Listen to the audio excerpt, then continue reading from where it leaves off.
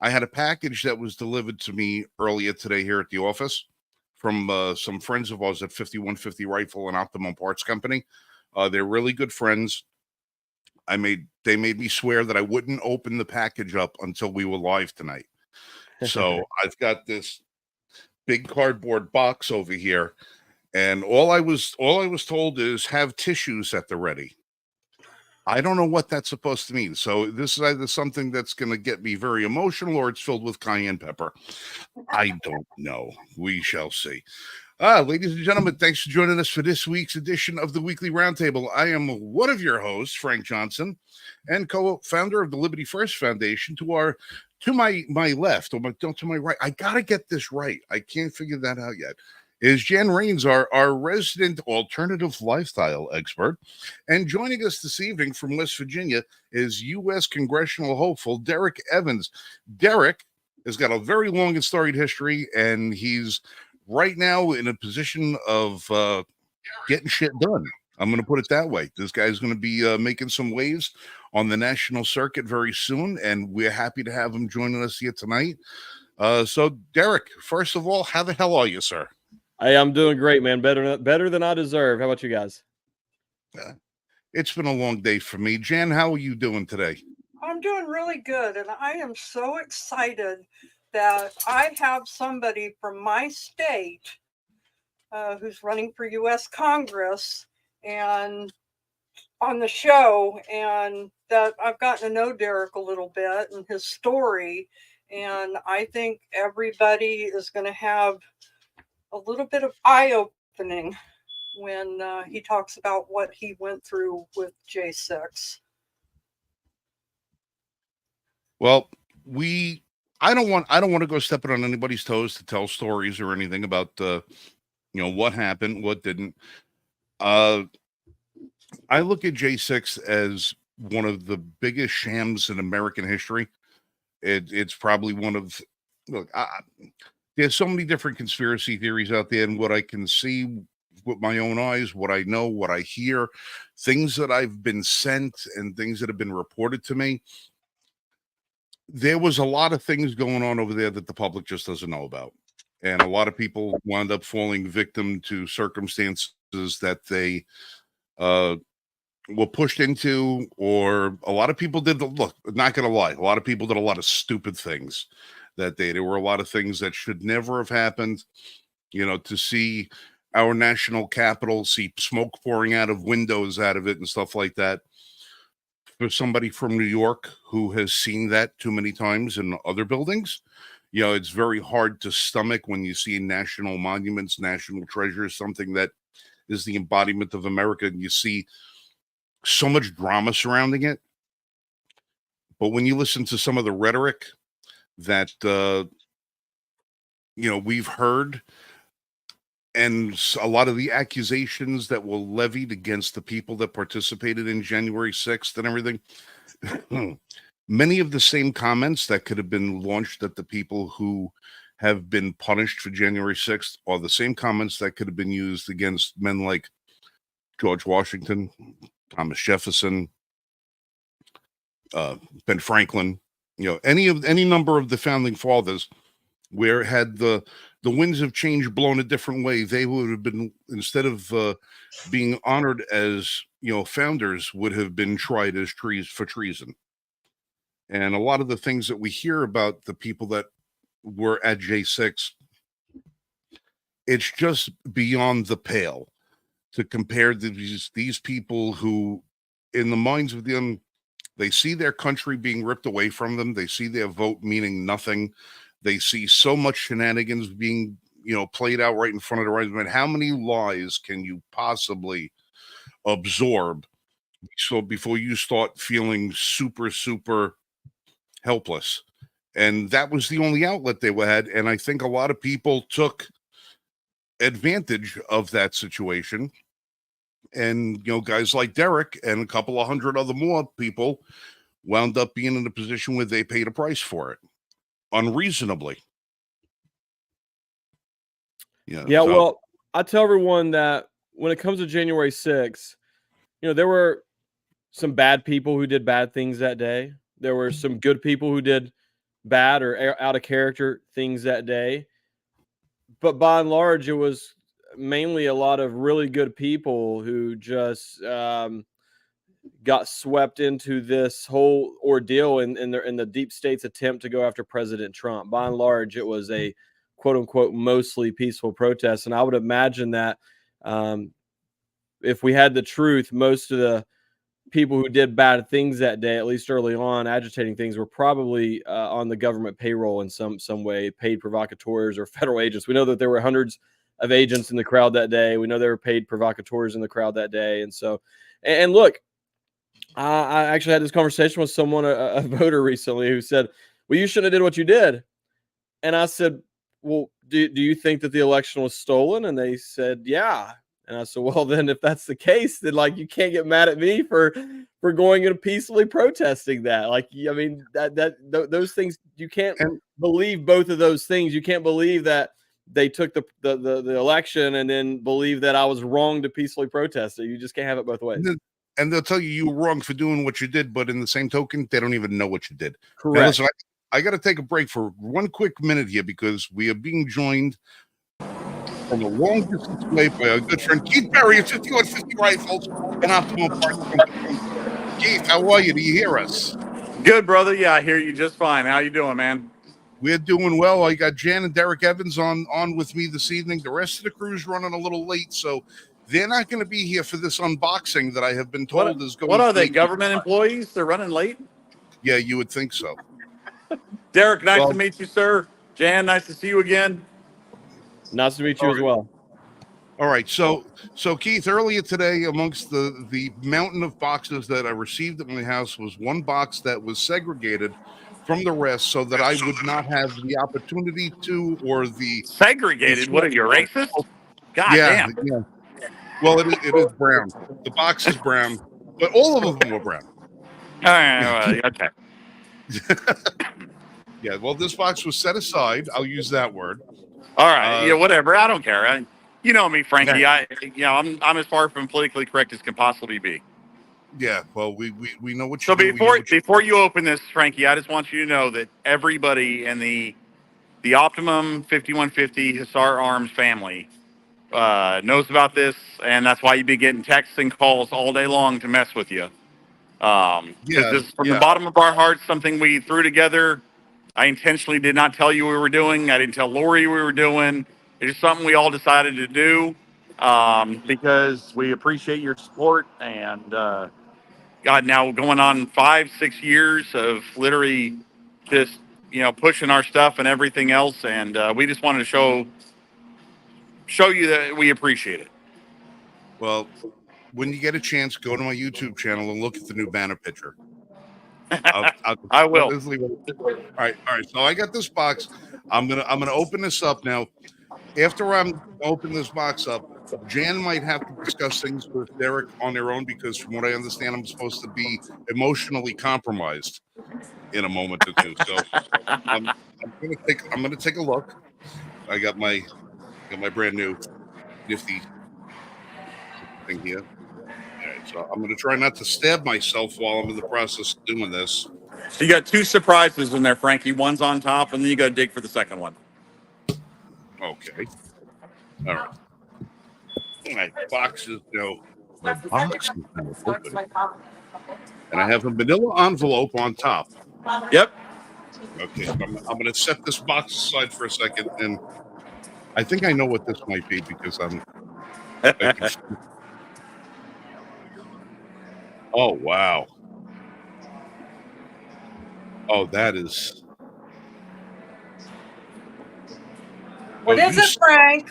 You suck. You really, really. Oh, you suck bad. In a good way, I hope. That is horrible. I'm gonna hold this up to the camera. If everybody's familiar with challenge coins, this is a challenge coin that 5150 has produced in extremely limited quantities. This is 5150, an Optimum Parts company. This is their logo. That's the dog Apollo on the front of the coin. And on the back side of this coin, if my old eyes are doing me justice. This is the Liberty First Foundation logo. Oh, back that in is the way point. cool. And if am I seeing correctly that I should happen to see the verbiage of the Second Amendment? Yes, sir. I see the That Second coin, Amendment that wrapped coin around. is one of one, Frankie. We did not cut another one.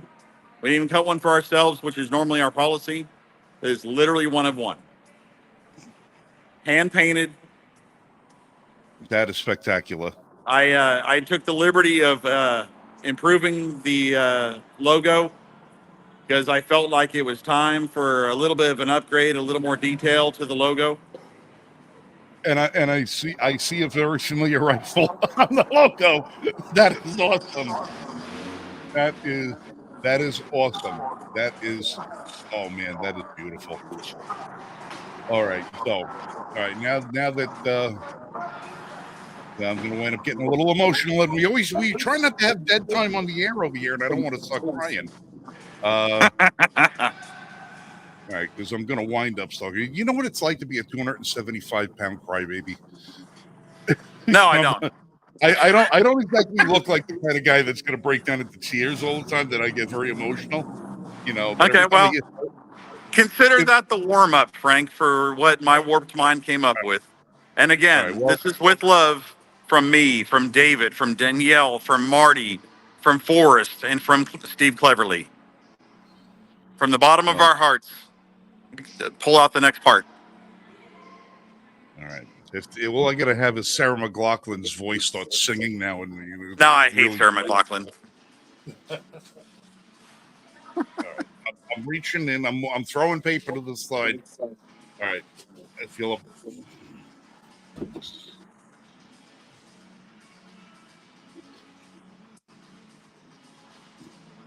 Hot damn! Is that beautiful or what? I felt like you needed a way to put something on the studio door to show that this is your studio and all the good that you guys do. As if my backdrop isn't evidence enough as to who lives here. I know there's a couple beautiful rifles in there. I recognize. Oh yeah, yeah. I keep them right in the center of the screen. All right, well, take a look at this, folks. I'm going to try and hold that up. Let me see if I can't. I don't know how to do this whole display thing where I can. Vast, do you know how to make my screen front and center? Wait, I think I do. Well, no, that's key. No, that's my ugly face. I know what I look like. Wait, my beard's out of line. Hold on. I'm trying to figure this out. No, that's me. How do I do this? Oh, I just did that. Oh, there we go. If you can see that, it's Liberty First Foundation and the Range Report, sponsored by Optimum 5150 Rifles. Dude, this is like really, really heavy. What is this made out of? It's an aluminum plate, so you know that we have an announcement coming next week. Here, actually probably this weekend. Obviously, can't say it yet because it hasn't happened. But in the process of doing things for that announcement, we decided we want to do something to include you in that and include Liberty First Foundation. And as a thank you again, all your support, the foundation's support, and everything you guys do for the Second Amendment community. If you look closely at that recreation, redo of your artwork, the magwell on the AR says "We the People." Your coin actually has the same artwork. You will need magnifying glasses, but the magwell still says "We the People." I assure you, Frank, I made sure that no one slipped any New Jersey stuff into the artwork, as I did all the artwork personally. This is a 5-year against everybody's wishes. I did not put anything New Jersey in there. Lori, you're welcome. But again, we just wanted to do something, let you know you're part of the family. We consider you family. Everything you guys talk about on the show, everything you do to support us, we just wanted you all to know that we really appreciate it. It from the bottom of our hearts. Well, this is. I have a very specific few things in my life that I consider treasured, and this is going to be at the top of the pile. This is absolutely beautiful. I cannot thank you guys enough. The rest of the guys, I'm sure, thank you as well. That means a lot. It really does. It means a lot more than you know. Because listen, folks, I don't know if you've never been involved in the Second Amendment industry. It is probably one of the most cutthroat, dishonest group of people you could ever meet when it comes to the corporate side. You know, when people say they're going to do something, they don't do it. There's so many people get burned, they get burned out, they get burned up. Keith and 5150 and Optimum are the most stellar, standout people I have ever met in this industry, and their products are the best in the world. And I don't say that because I have a relationship with them. My relationship stems from them because of how impressed I was with not only the products but how they do business and how they deal with people and what they believe. And from that has grown a tremendous brotherhood. And I cannot thank you guys enough. Thank you. Thank you for all you do, Derrick. I've heard about your situation. I have nothing but the deepest sympathies for everything you've gone through. If you ever need anything from us, you can talk to Frank. He knows how to get a hold of us, and we're there for you. Same to you guys, man. Reach out anytime, and appreciate all the excellent work you guys have been doing and fighting for our Second Amendment, our natural God-given rights to protect and defend ourselves. So thank you. Thank you, Frank. We do have some connections, so again, feel free to reach out to Frank, get in touch with me, and we'll put you in touch with those connections. Jan, nice to see you as usual. Mike Vaz, nice to see you. It's been a while, but we just wanted to be part of this. Frankie, you deserve it, and you are a part of our family, officially or unofficially, however you want to view it. We don't care. Your family. No, it's official. Brother, love you guys. Get back to your concert. Enjoy the show. Give everybody a hug and a kiss for me. I will, brother. All right. Thank you, Keith. Thank you, man. Keith Berry, 5150 Rifles, Optimum Parts Company. See y'all. Oh, this is Derrick. I'm sorry. I'm sorry you had to live through that. No, that was I enjoyed it, man. It shows to me that you guys have a personal, a great relationship. I think it was pretty cool to see that live on the air. Listen, we have come across a lot of people while we're doing what we're doing, and it's true what I just said. This industry has got a lot of people in it that, if you remember Indiana Jones and the Last Crusade, when the guy is wrestling with Indiana Jones on the boat, and he asks him, he says, do you seek the cup of Christ for his glory or for yours? It's a very poignant thing to think about, because there's a lot of people that they get into certain industries or they get into certain political arenas or something like that because they're using it as a vehicle for their own personal advancement. They're using that cause and tying themselves onto it so that they can propel their own dreams forward. Yep. Everything that we do and everybody that we associate with and everything that we do as an organization, we do to try and propel the movement forward. And we don't care whoever gets the credit. We just want good things to happen. We want the right things to happen. We want the right people to be in the right places at the right time to get the ball moving for the advancement of freedom and liberty. And what we do is like I say, it's never been about us. It's never been about us. We do so much stuff behind the scenes that we'll never get credit for, that no one will ever know about, and we don't care. Yep. We don't care because it moves the agenda forward, and as long as we're out there to try and protect somebody's rights and preserve them, then that's credit enough for us. So, but Keith and his group, that group of people over there, top notch. Top notch. And you and I will talk. There might be some opportunities for you to have some collaborative efforts over there to help you with your campaign. Sounds like a plan. campaign. Michael Vasquez, Dragon of the Bronx, Scourge of the Five Boroughs, AOC's nemesis. No sound. His You're microphone muted, is off. brother. Nope. Got no sound, brother.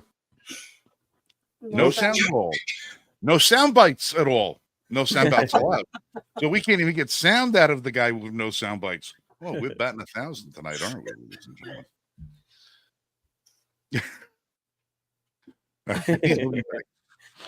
All right, so Technical difficulties. all right, so Derek, let's ask you a couple. Aside of J6, give me the top 3 things right now that differentiates you in the primary that you're involved in versus your counterpart.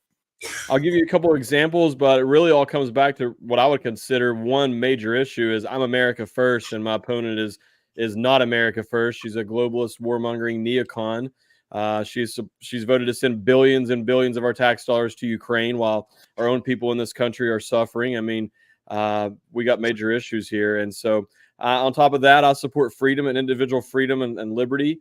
My opponent supported the mandates and the lockdowns and voted to force our military members to receive the jab if they wanted to continue their career in the military, which is obviously something that I'm opposed to as well. And so I think it really just comes down to I'm a Freedom Caucus, liberty-minded individual, and she is a very moderate and who votes with the Democrats roughly 35 to 40% of the time.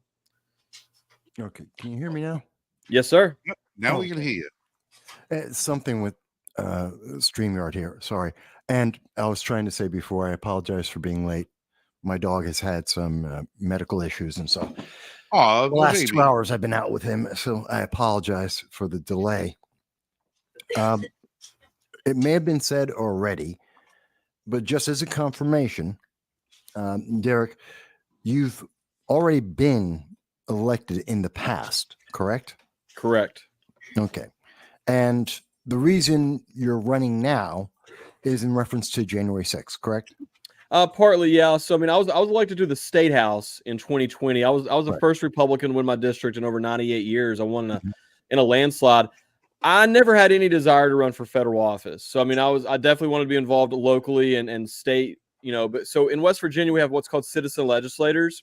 Mhm. So if you're elected to the state house or the state senate in West Virginia, it's only a 60-day session. So outside of those 60 days, you're a normal citizen, if you will. And I enjoyed that. I wanted to just, be a youth coach and be there for my kid. I got 4 kids. I never had any desire to leave and go to DC or any of those things. But it was after January 6th, and they drugged my family and I into the middle of the swamp, if you will, and tried to destroy our lives. That's when I was like, well, I'm already in the middle of the swamp now. I might as well fight my way back out. So that's what kind of took me from the state to the federal politics, if that makes sense. It does. And I'm trying to establish something. I just want, so if you'll go with me here. Yeah. Because I want to track this for the people who aren't aware. Because if you go to NBC, it's specious. There's almost no information actually talking about this. There's a lot of rhetoric, but not a lot of details. So I want to cover that with you. January 6th, you were at the Capitol. You videotaped yourself. Yep. Now, and as a consequence, along with 1,200 Americans at this point, we now know there's 40,000 hours of video. We've seen 4,000 hours of video. 99% of it is nonviolent. The bigger thing is you were given a charge and you were convicted of that charge. What was that charge? So mine is very unique. So I was one of the first people arrested for January 6th. I was arrested 2 days later on January 8th. They didn't really know what they're doing at the time. All they knew was I was an elected Republican. They had to arrest me and figure it out from there. So I was originally charged with 2 misdemeanors. Then they came back a couple months later, added 2 more misdemeanors. Then they offered me a verbal plea deal of choose your misdemeanor. We'll drop all the other charges. I said, I want to see this in writing, send it over. Then they withdrew that plea offer and then hit me with a 1512 obstruction of official proceeding, which is a 20-year felony.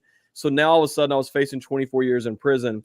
Ended up pleading to the civil disorder charge and served 3 months in federal prison. And I did 8 days of that in solitary confinement because I refused the jab while they were holding me hostage. Okay. Now, I say all of that to be very clear. At any point, did they charge you with insurrection? No, Did they charge you with treason? no, Aiding and abetting enemies of America? no. Okay. The reason why I ask each and every one of these questions is we wanted to make very clear for people. You were initially charged with misdemeanors, which was then bumped up as the media pressure increased. Correct. And in every case, no matter what charge was placed in front of you, none of them would have led to your disqualification by the 14th Amendment. Am I understanding that correctly? That is correct. And not only for myself, that would go for all 1,200 plus defendants. Not a single person has ever been charged of any of the things that you asked me about. Okay. Because I think that's one of the most critical things It in is. the race that's going to be used to inform and misinform the public. Because again, if you go to NBC and their coverage of this, national coverage of this, they'll say you were charged with a federal charge. They won't say what it is. Of course, yeah. And they'll say that you served 3 months, but they won't say what was the full sentence. They won't say that you weren't charged with insurrection. And Yep. there are several websites that are more than happy to talk about the fact that you've been barred or attempted to be barred by the 14th Amendment, but that you never fell under the 14th Amendment restriction for someone who was charged with insurrection. Just never happened. That is correct. So CREW, CREW, it's the same group that they're funded by George Soros. It's the same group that's going after President Trump, trying to keep President Trump off the ballot in these states as well. They, when I first announced I was running for Congress, put out a statement and reached out to the Secretary of State's office, tried to claim, I was ineligible based on the 14th Amendment, all these things. And the attorney for the West Virginia Secretary of State's office responded publicly that, to your point, that I was never charged, let alone convicted of insurrection, and that did not apply to me, and that I was eligible to be on the ballot unless they wanted to try to charge me of that. And so I think the reason they haven't come after me in the courts here in West Virginia is they know that there's no way that they would find a jury that would be dumb enough to go along with their stuff here in West Virginia, their left-wing extremism, and actually convict me on that charge. And therefore, they would lose in the courts of West Virginia, and that would split the lower courts, which would actually in turn harm them in their attempts of removing President Trump from the ballot in other states. Right. You would be the precedent, and therefore Correct. that precedent would be used, not just President Trump, but in fact, all 1,200 individuals that are going through this process. And in particular, sidebar, J6, we know that there are a couple hundred individuals who are still awaiting trial and have been held without charges. It's something I'm very much against. But I wanted to give you a chance to address what's been put in the media and what's not necessarily being told to voters. I think it's incredibly important. So I thank you for that. I hope you didn't take it as me being a bad guy. No, not at all. Before you got here, I told him I'm an open book, man. You guys can ask me anything you want. Just be relaxed, have fun. Doesn't matter. You don't want to worry about any of that with me. Yeah, I'm the political guy. So I'm known to be tough but fair. So throwing that out the window. So we've established you are qualified to run as an American citizen like any other American citizen. That there are major issues with the claims they're making against you. Let me ask another question about J6, then we can move forward to life. Did you commit an act of violence? No, I was never even accused. Not only was I never charged, I was never accused of any violence or destruction that day. I never even saw any violence or destruction that day. I was on. So it's important for people to know, if you weren't there, it's a big building for people who's never been there before. I was on the east side of the building. One of the dumbest and smartest things I've ever done in my life is I live streamed the entire event. So it's all on video for people to watch for themselves.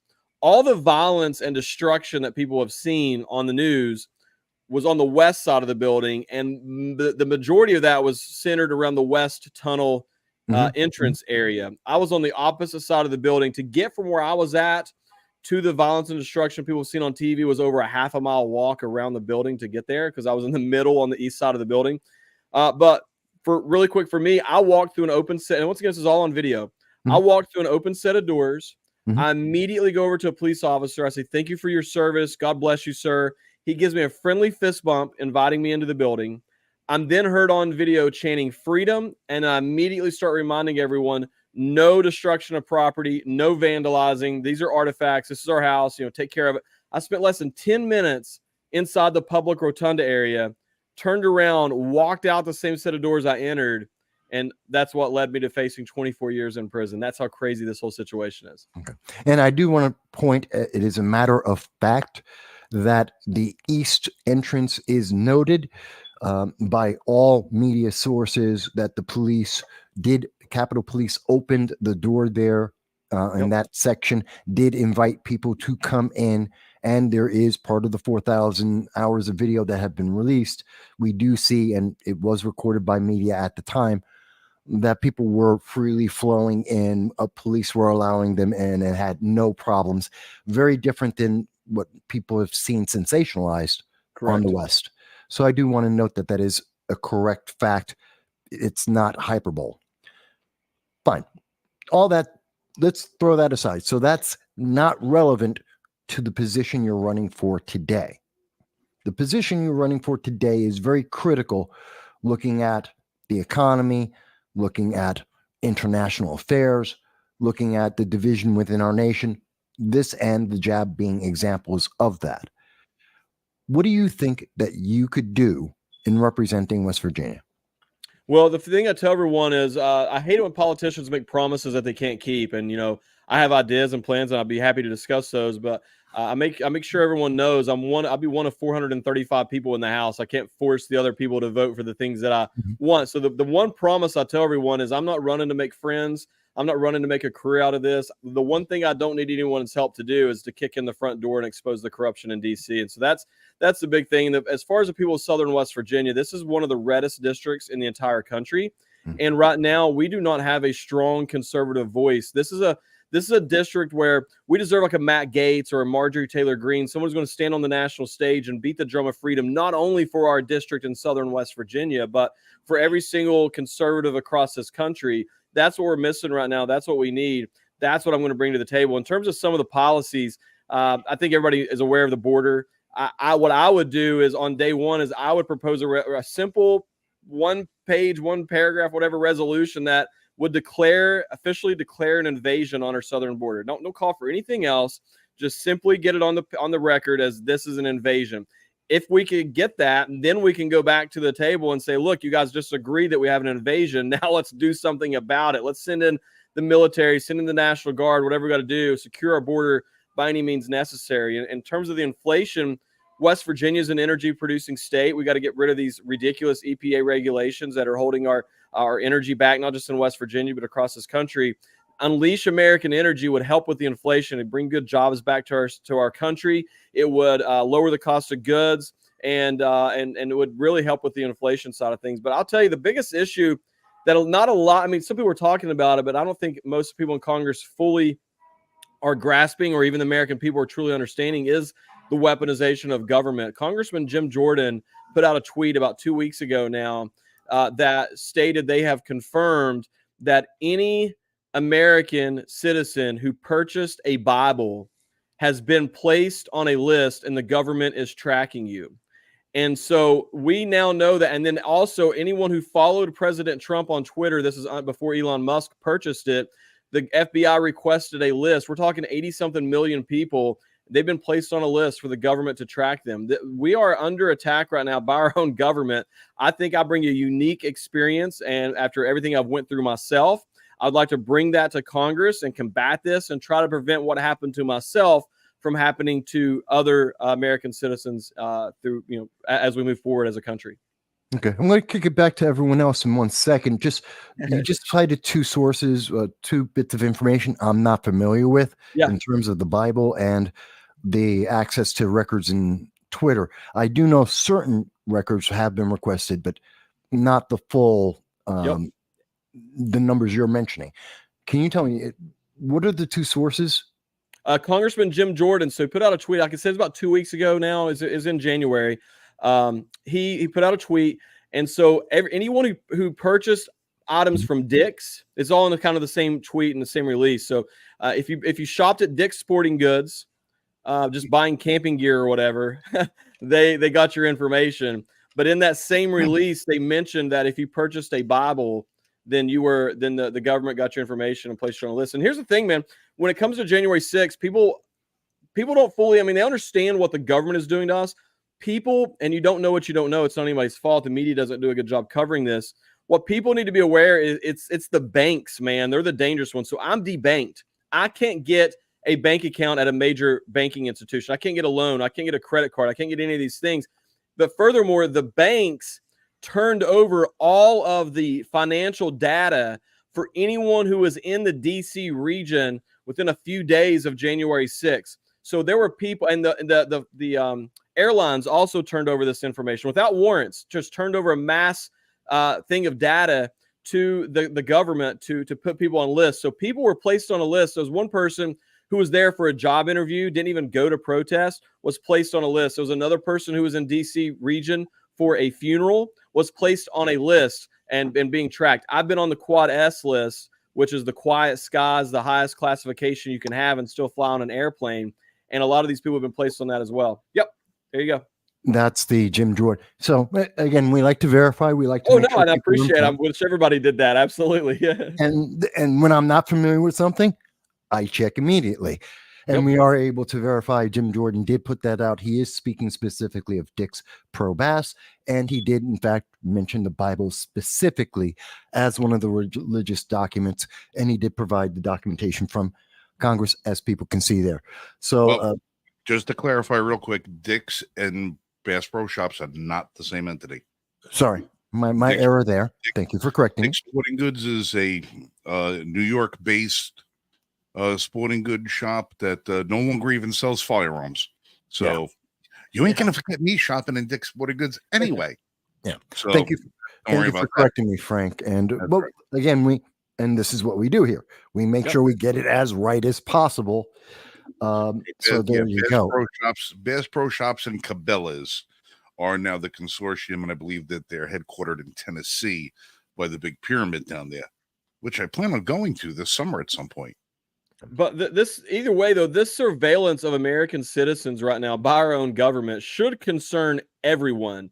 This is ridiculous how we are being treated in our own country right now. This is something you'd expect from a communist regime, and that's what we're living under right now in America. It's very concerning.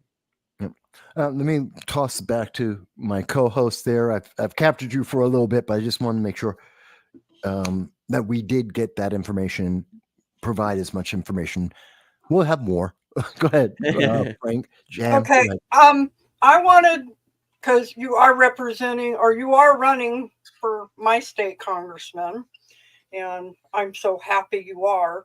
I think it's important for anybody from West Virginia that we go back a little bit to the J6 and explain what happened when they kicked you out of Congress. Yeah. Because I know that when I read your story originally, you weren't representing me within your congressional district, but your story really inflamed me of what they did to you, because there was no reason. Well, so there's a lot to unpack there. What it really comes down to is we have too many politicians in politics. I mean, that's really what it comes down to. We need more patriots to get involved at every level of politics, from local level all the way up through the presidency. And the reason I say that is the other members of the West Virginia House, they caved to the media pressure. You got to think they'd never experienced any sort of media pressure like we experienced surrounding January 6th, because I was the first person arrested. We're one of the first people arrested, the first day of arrest anyways. And so they caved to that, and they were going to vote me out of the office. And I was told at the time if they voted me out, I could never run again. If I resigned, I could come back and run again in the future. And still don't know if that's 100% true, but it seems would be accurate, because if you're voted out, it's the same as like an impeachment, I guess. And so, you know, and it was that was an emotionally draining, to say the least. You have I can't even put into words what it's like to be fighting for your freedom, and you're fighting against the most powerful, corrupt government in the history of the world, who has unlimited resources, and you're just an average person. You know, it would be difficult for millionaires to fight some of these legal battles, let alone an average person with a young family and doesn't have the financial resources to kind of do that. And so I was kind of stuck in a situation. It's like, you know, I need to fight for my freedom. I need to be there for my family. I don't know if I can do this and represent 50,000 people at the same time if they didn't vote me out of the office. And ultimately, they came and handed my attorney 2 different press releases. They handed a press release of them voting me out of office, and they handed my attorneys a press release of me resigning. And my attorney looked at me and said, if this one hits the media, it's going to be used against you in court big time, and it's going to make it a lot harder for you to stay home with your family and to not serve as long in prison, and this one's going to help us. And so that kind of was the deciding factor there. I came to a point where I had to swallow my pride, if you will, and put my family and my freedom first, so that I could circle back and live to fight another day, which is where we're at today. Okay. Everyone went quiet. Well, it's kind of hard to you know, how do you digest all of this? Yeah, how do you digest a little? Because I'm somebody, I try to be as empathetic as I possibly can when I listen to somebody's story, and I try to put myself in the position that they were in. How would I react? What would I have done? What would I have said? And all the rest of that. So when you hear everything that Derrick's gone through, you know, with this whole thing, and you try to sit and you say to yourself, well, how would I react? I can't come up with a statement in listening to a story in 5 minutes that Derrick had to live through 2.5 years. Well, you got to remember early on, that's when the media was still painting this narrative too, that, you know, protesters had killed police officers and there was this attempt to overthrow the government, all these things. I mean, knowing what I know now, if I knew everything I know now then, I'd have said, forget all you guys. You can vote me out if you want to. I'm not a leaving type of thing, but I didn't know all that. It's all in hindsight. I try to live by a quote of, we should never regret our past because it's what shapes our future. And that's been a big part of my life, that quote has. And I try to live by that as the best I can, because there's nothing you can do about the past. But I'll tell you, the hardest moment of that whole ordeal was when I received the phone call that they were revoking the verbal plea offer and they were hitting me with the 1512 obstruction of official proceeding, because I went in one phone call from, you know, misdemeanors to now is facing 24 years in prison. I'll never forget, I was standing kind of like in between the kitchen and living room. My wife and my kids are all in the living room on the couch watching a movie, and I got that phone call, and she knew it was my attorney, and she looked at me and said, "Hey, I'll be back in a second." And I went to the bathroom. I just turned on the fan so nobody could hear me. I locked myself in there, and I just started crying. That was the moment that I broke down emotionally, because, you know, I've got 2 girls. They're the older 2, and then I got two boys, are the younger 2. But in that moment, I don't know if it's because they were older or what, but in that moment, I just kept thinking, I'm not even going to be out of prison in time to walk my little girls down the aisle and give them away. I'm going to miss out on their entire life. I can't put into words the conversations that you have to have with your family when you're facing 24 years in prison, your young family, having to have a conversation with my wife of, like, I might not be here. There's nothing I can do about it. Like, in some ways, it's more cruel than death in some ways, because I mean, I'm sitting there thinking I'm gonna be locked away and my family's out here living their life, trying to live without me, and I can't even begin to put that into words for someone to understand what that feels like. Well, you're not the only person who's getting sentenced. Correct. You're getting sentenced to go to jail. Your wife is getting sentenced to being alone. Your children being sentenced to not having a father. You know, not having somebody to raise them for however long that is. And we also have to take into consideration the fact that what they're trying to charge you with is so ridiculously and totally out of the realm of common sense. you were very unfortunate. I think what happened with your situation is your profile, who you were at the time, probably played an awful lot into them trying to make an example out of you. 100%. Here we are. We're going to take a state rep. This is how fair our justice system is, that nobody's above the law, that here's this state rep from West Virginia. We're going to make him pay the price. And what makes you think that the guy who works at, changing oil at Jiffy Lube, who went to Washington to protest because, hey, he felt like he's getting the shaft. What option does that guy have? Yep, I was the highest ranking government official they could get their hands on, and they wanted to make an example out of me for sure. Yeah. Well, and I think it's also to point out, we hear a lot of the J6ers who are being held in Washington. Tell them your situation, Derek, and how they isolated you. No sound, Derek. Sorry, I hit my mute button. So I was considered one of the most high-profile January 6th prisoners just from all the media coverage I had from being an elected official and everything. And all the quote-unquote, if they deem you as high-profile, they do not allow you to go to prison close to home. And so normally, normal people who go to prison, they get to go to prison close to home. And so for myself and a few others who are considered quote-unquote high-profile, they sent me to prison in Michigan, which is over 6 hours away one way. There's a prison 20 minutes from my house, same level of security and everything.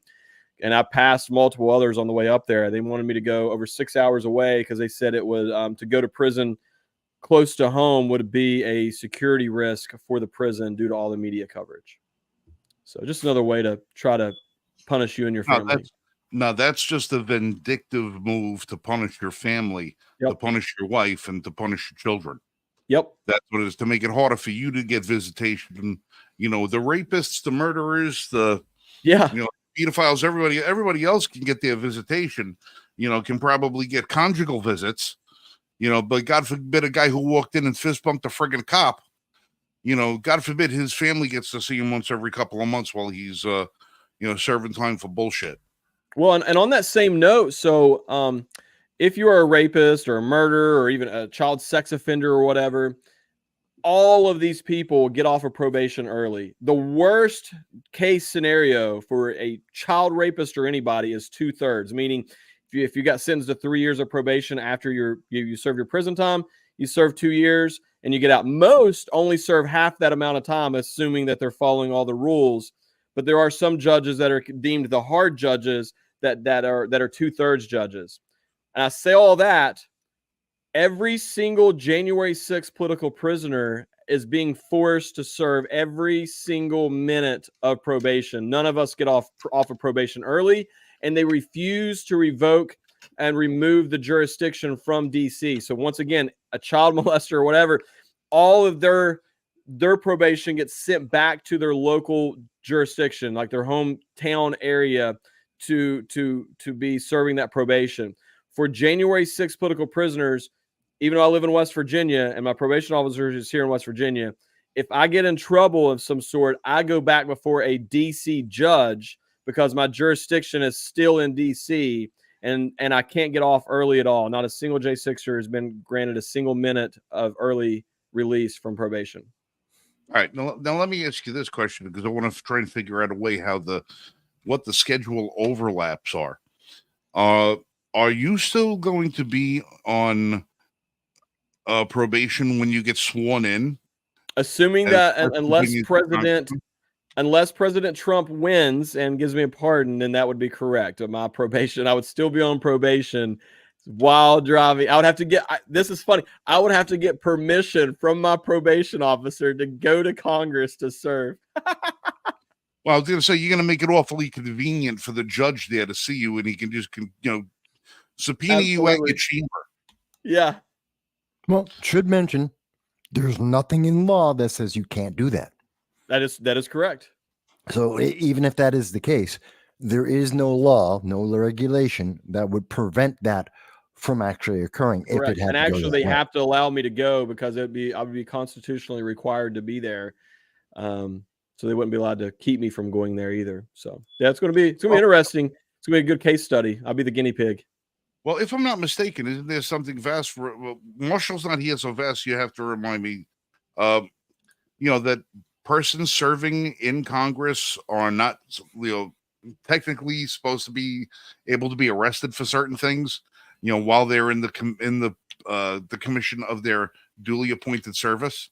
So long as you're acting in regard to your duties, your obligation, then yeah, you're basically untouchable.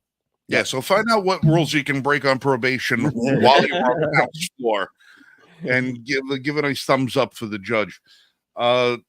We're gonna bring in our friend Dal Grimm has been in the green room waiting backstage. He wanted to come in and pose a couple questions to you too. Yeah. Dal has been a frequent guest as of late, and he's a very opinionated and informed voter. So Dal, welcome back into the show this evening. How you doing, buddy?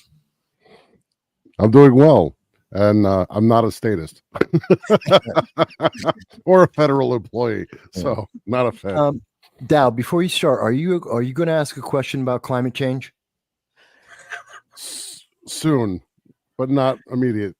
Okay, I had one too, but okay, go ahead. No, actually, the question I was going to pose to Derek is my wife and I saw the announcement put out by President Trump when he was leaving about the rally on January 6th. And when you went down there to be part of that historic moment, because that's how we felt about it. We wanted to be there for just to chronicle the history of it, because he was one of the best presidents that we've had in our lifetime. We were very sad to see him leave office, and circumstances prevented us from going. But after the whole business with January 6th, we were appalled to see the behavior of the government. When you went there initially, was there a sense that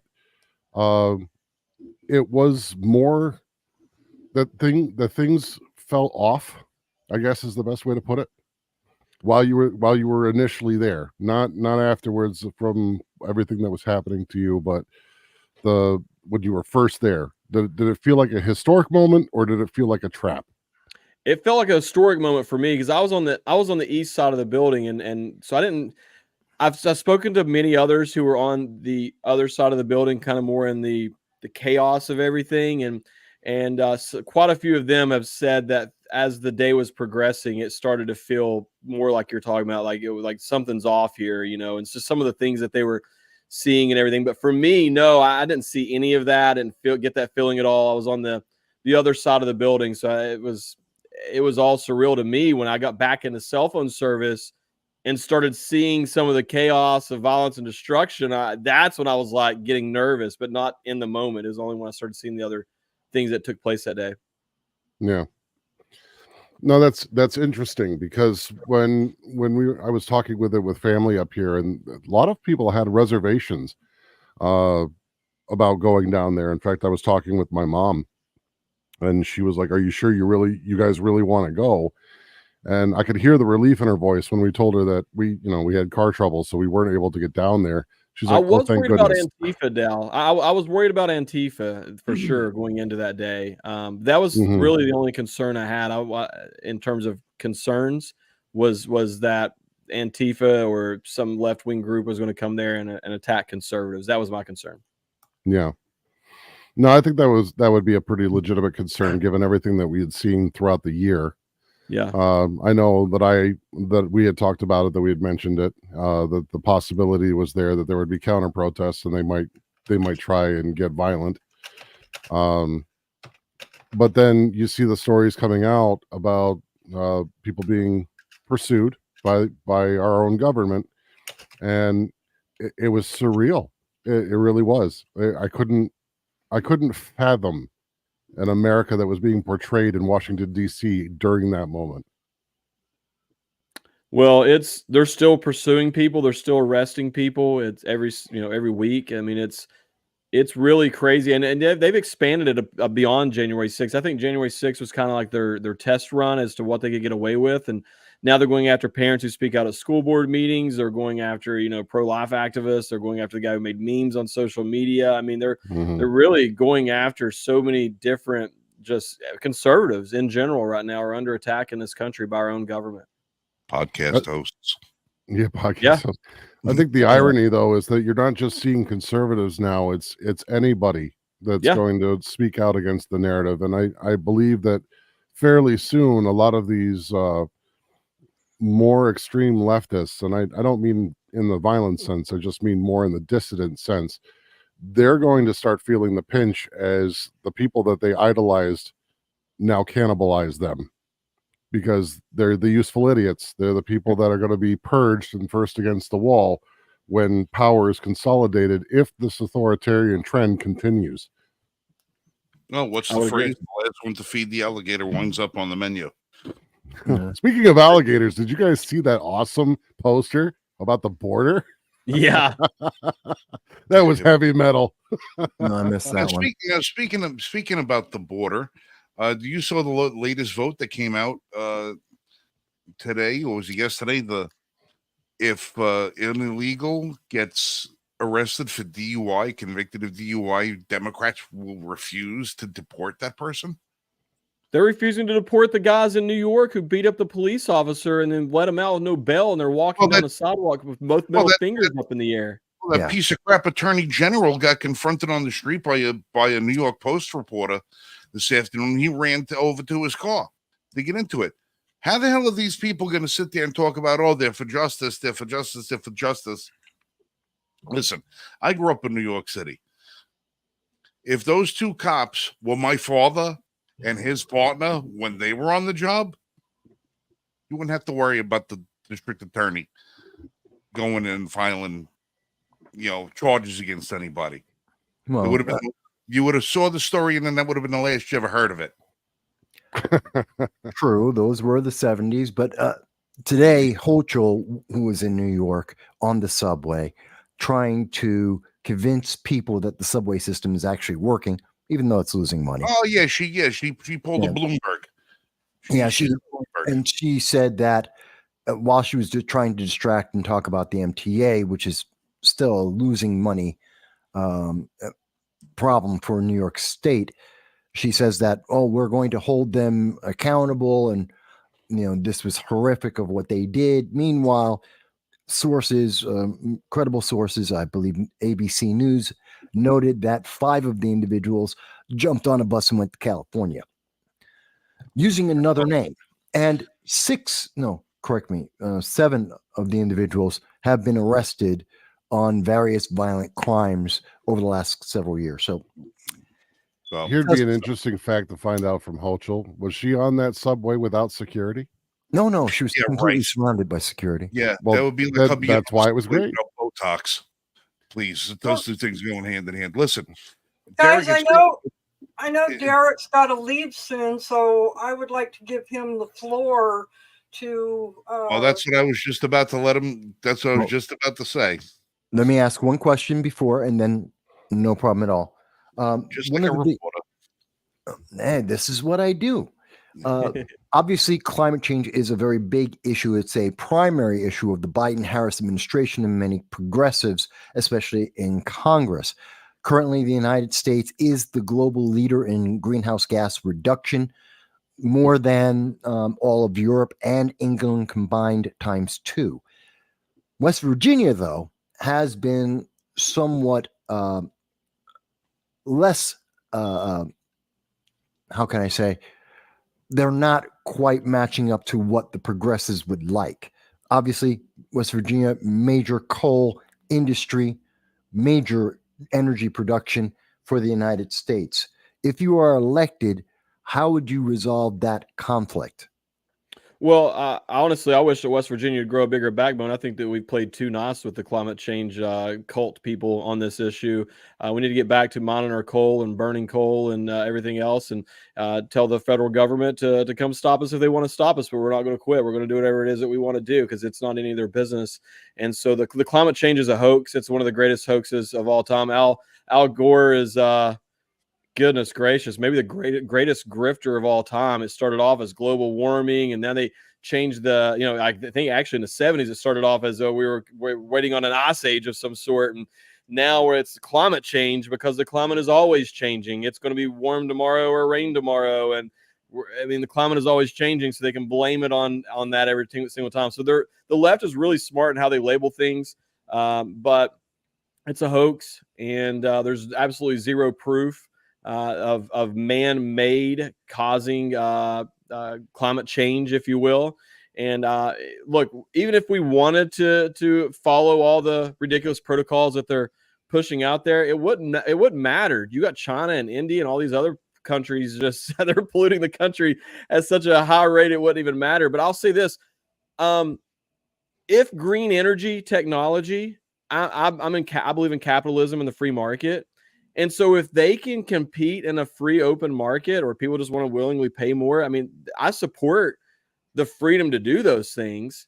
What I don't support is taxing natural resources, natural energy, and using those tax dollars to turn around and prop up and subsidize green energy companies. It's false. It's fake. They cannot compete financially with or even efficiently. And look, like I said, I think what Elon Musk is doing is pretty cool. He's doing a lot of neat things, and I think that long term, it's probably a pretty good idea to look at alternative uses. I think it's crazy to stick our heads in the sand and say, no, we're only going to use coal. I think it's equally as dumb to say we're never going to use coal again. And so I think that we normally, in a normal time, you would have a transition period where what you would see is, you're using all this coal and gas and oil, and then the green energy comes onto the scene, and over time it would, do this in theory and replace. But what happened is they said, well, we got to tax the natural resources and subsidize the green energy. So we just all of a sudden went swoosh, all in like 2 or 3 years time.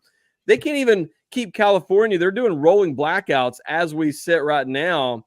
And that's without all the other cars they're wanting to plug in, and the gas stoves that they're trying to get rid.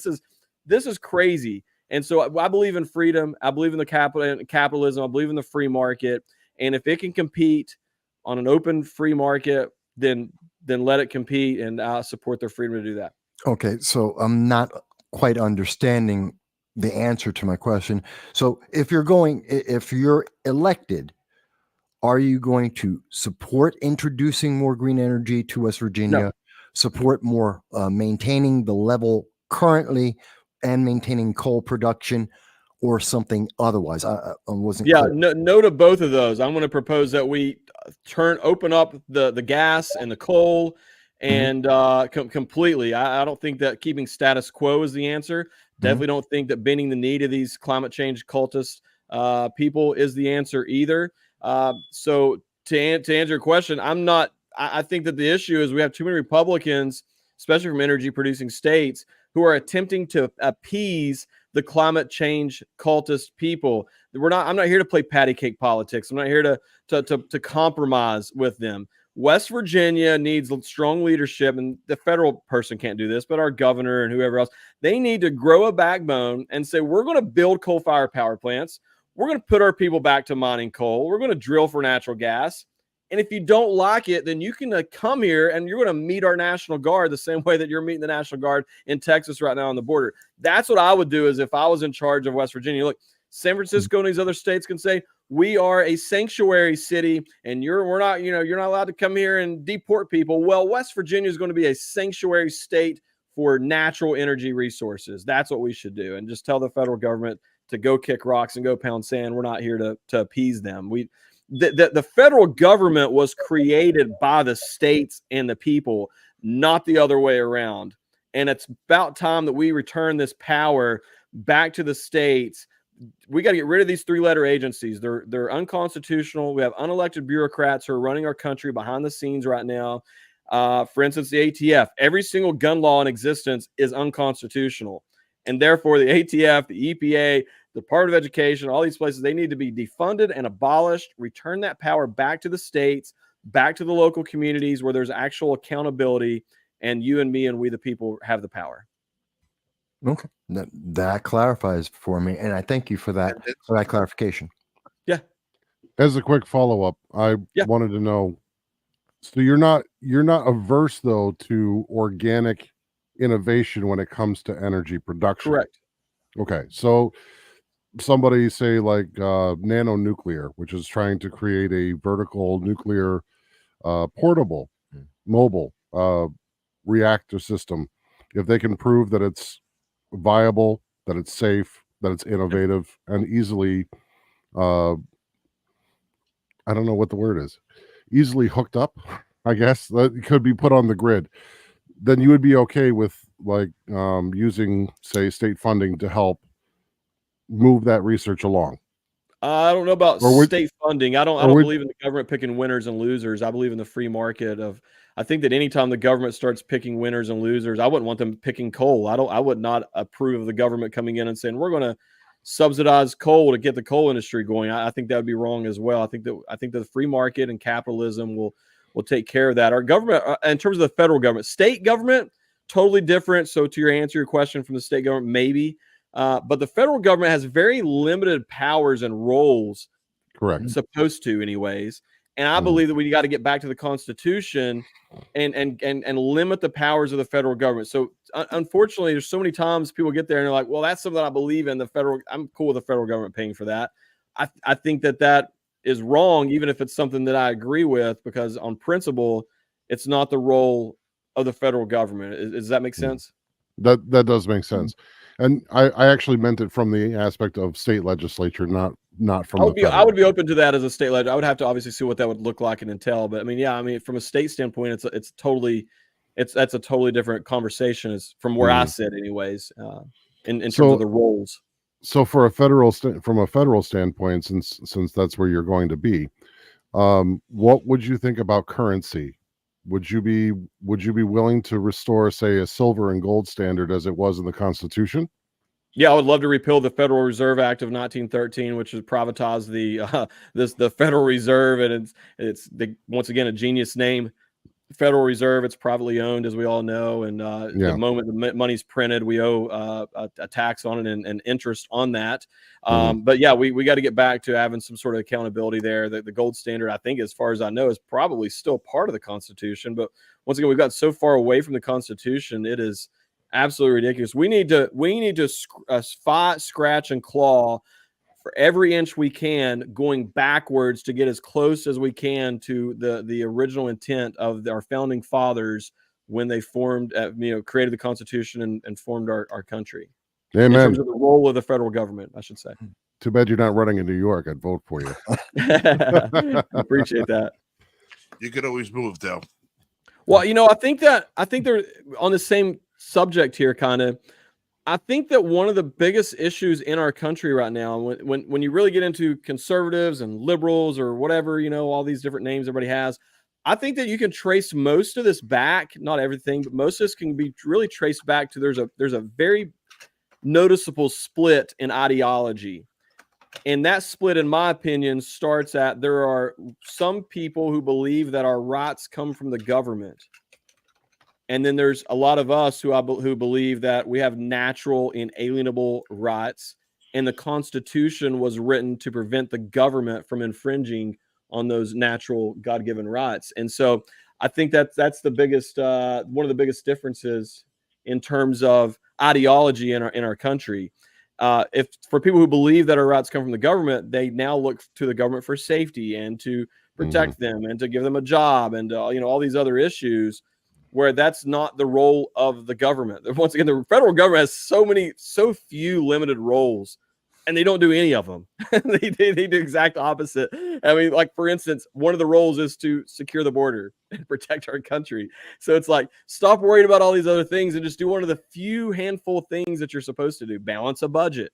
These are things that they're supposed to do, and they don't. And then on the budget, think about how terrible these people are at balancing a budget and spending money. They literally steal the money of every single citizen in our country, and we're still $34 trillion in debt. It's amazing.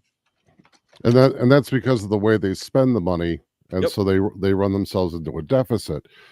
Would you be willing to work with, say, the Senate with Rand Paul per se? Oh, 100%. When I ran for state house, I was endorsed by Young Americans for Liberty, which was originally started as Students for Ron Paul back in the day, and then after Ron Yeah. Paul's presidential run, they changed it to Young Americans for Liberty. And I'm a Rand Paul, Thomas Massey, constitutional conservative type of Republican. That's great. We definitely need more of that. Agreed. But here's the thing, though, man. We got to start flipping our red districts red. And what I mean by that is there's I'm just going to guess 15 to 20 states at minimum that no matter who wins the primary, they're going to win the general election for U.S. Senate. So in the Senate, imagine instead of having one Rand Paul, imagine we have 30 Rand Pauls in the Senate. We could do that if conservatives got focused on primaries. We could have 30 Rand Pauls in the Senate. At the same time, there's about 70 to 80 congressional districts the same way in the U.S. House side of things. Doesn't matter who wins the Republican primary, they're going to win the general. I happen to be in one of those districts. And so imagine if we had 70 to 80 Rand Pauls or Thomas Masseys or whatever in the U.S. House. Man, that alone would make such a huge difference in the policy that's coming out of Washington. We have the districts. We have the numbers to do that. We just are not electing the correct people in the primaries in those super red districts. Do you think it comes down to messaging? It does. And money. Yeah. Yep. I mean, I think a lot of it, same thing happens with libertarians. You get these diverging opinions about what is libertarianism, and you can never seem to get them to all coincide on any sort of common ground. When it comes right down to it, and I've had this discussion many times with people in my area, is that the common core for America should be our principles of liberty first. Yeah. Always.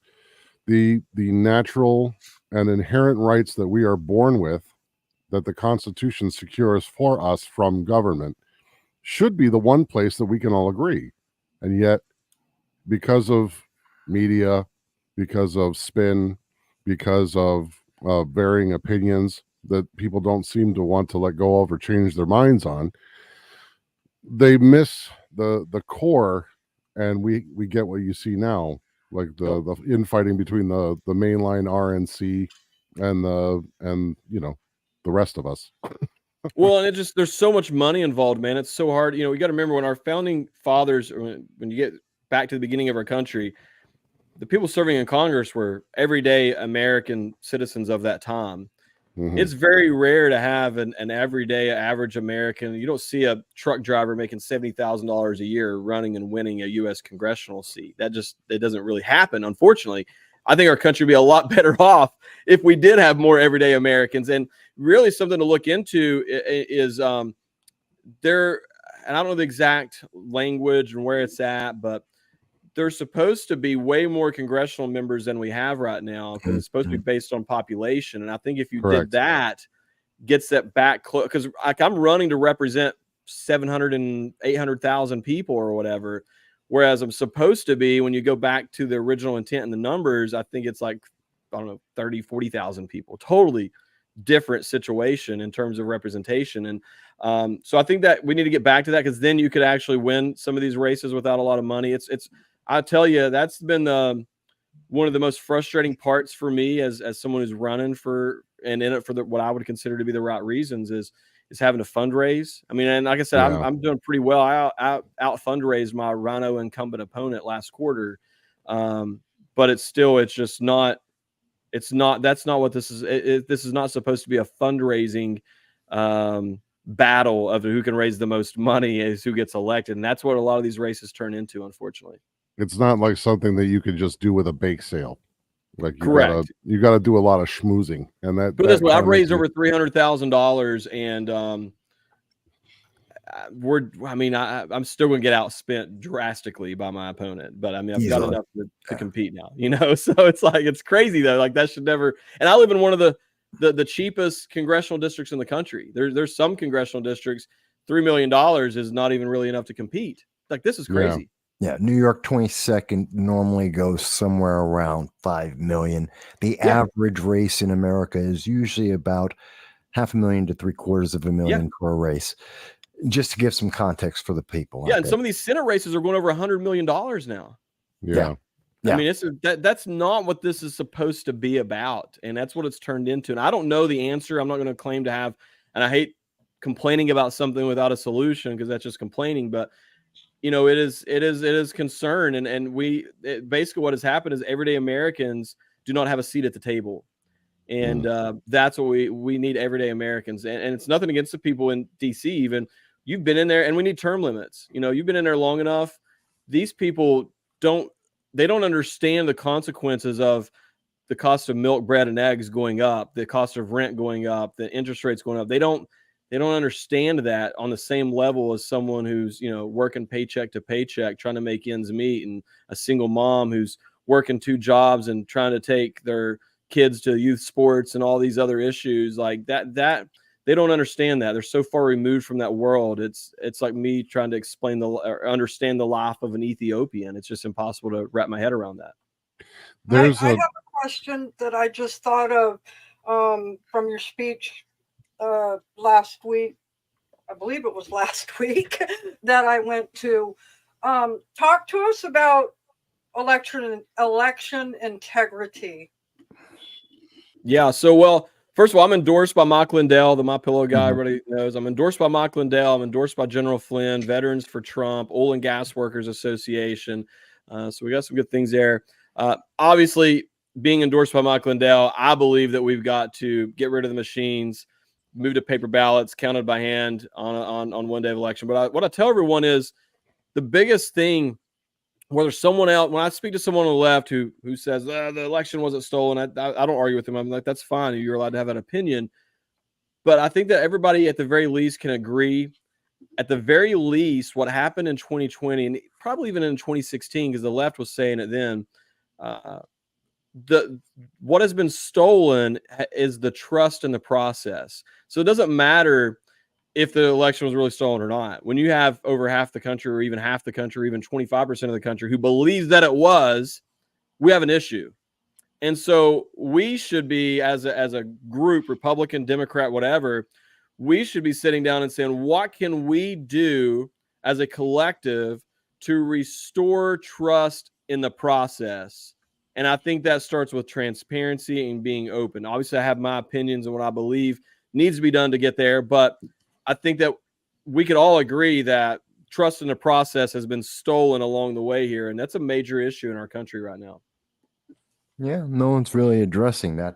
I find it interesting. I hope people are paying attention to this, because if you have been, so far we've been covering term limits. We were talking about reducing the national debt. That's what happens when you remove the EPA, the ATF, when you get rid of the Fed. We've been talking about immigration, illegal immigration to be specific, and border security. That's national security. We've been talking a little bit about election integrity and the ability to vote, and how this is affecting the American people.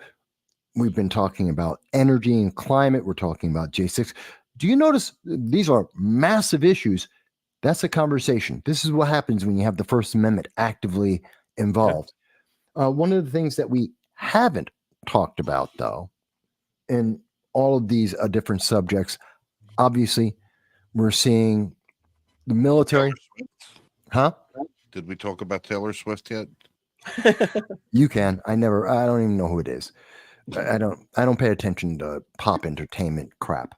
Obviously, the United States, Army has missed its recruitment levels, and it's actually dropping its requirements to get a dumber military so they can just fill the numbers. Navy missed the numbers. Air Force missed their recruitment numbers. Marine Corps, of course, did not. Hello, my Marines. But this is all happening at the same time that we're now seeing more difficulty in the world.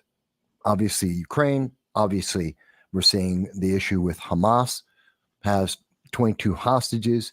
They're attacking Iran, their parent, pulling the strings of the puppets there, have been enabling attacks against the United States, over 170 different attacks in Jordan, Iraq, Syria, Hezbollah, Houthis in Yemen. If you are elected, would you support funding Israel? Would you support funding Ukraine? would you seek to fund instead the United States military or enhancing the military? What would be your focus of those three? Yeah, good question. And I got to go after this one, but I'll give No you a problem. good detailed answer. But my focus is always America first. So I would definitely like to focus on our own military. We have our own issues. To your point of missing recruitment numbers and everything, and I think a lot of that has to do with them just going to the DEI route, and you have these people who are just mentally unstable being placed in positions of power in our military, which is a concern. They're hosting drag queen story hours on military bases. I mean, this is a joke at this point, and something that needs to be addressed. I think one of the other probably just as big of an issue is I think that young people are seeing how our veterans are treated in this country. Name as if you're a young person and you're seeing how our veterans are being treated, why would that encourage you to want to join the military? I think that our veterans should be treated so well that there are young people out there who are looking at that and say, you know what?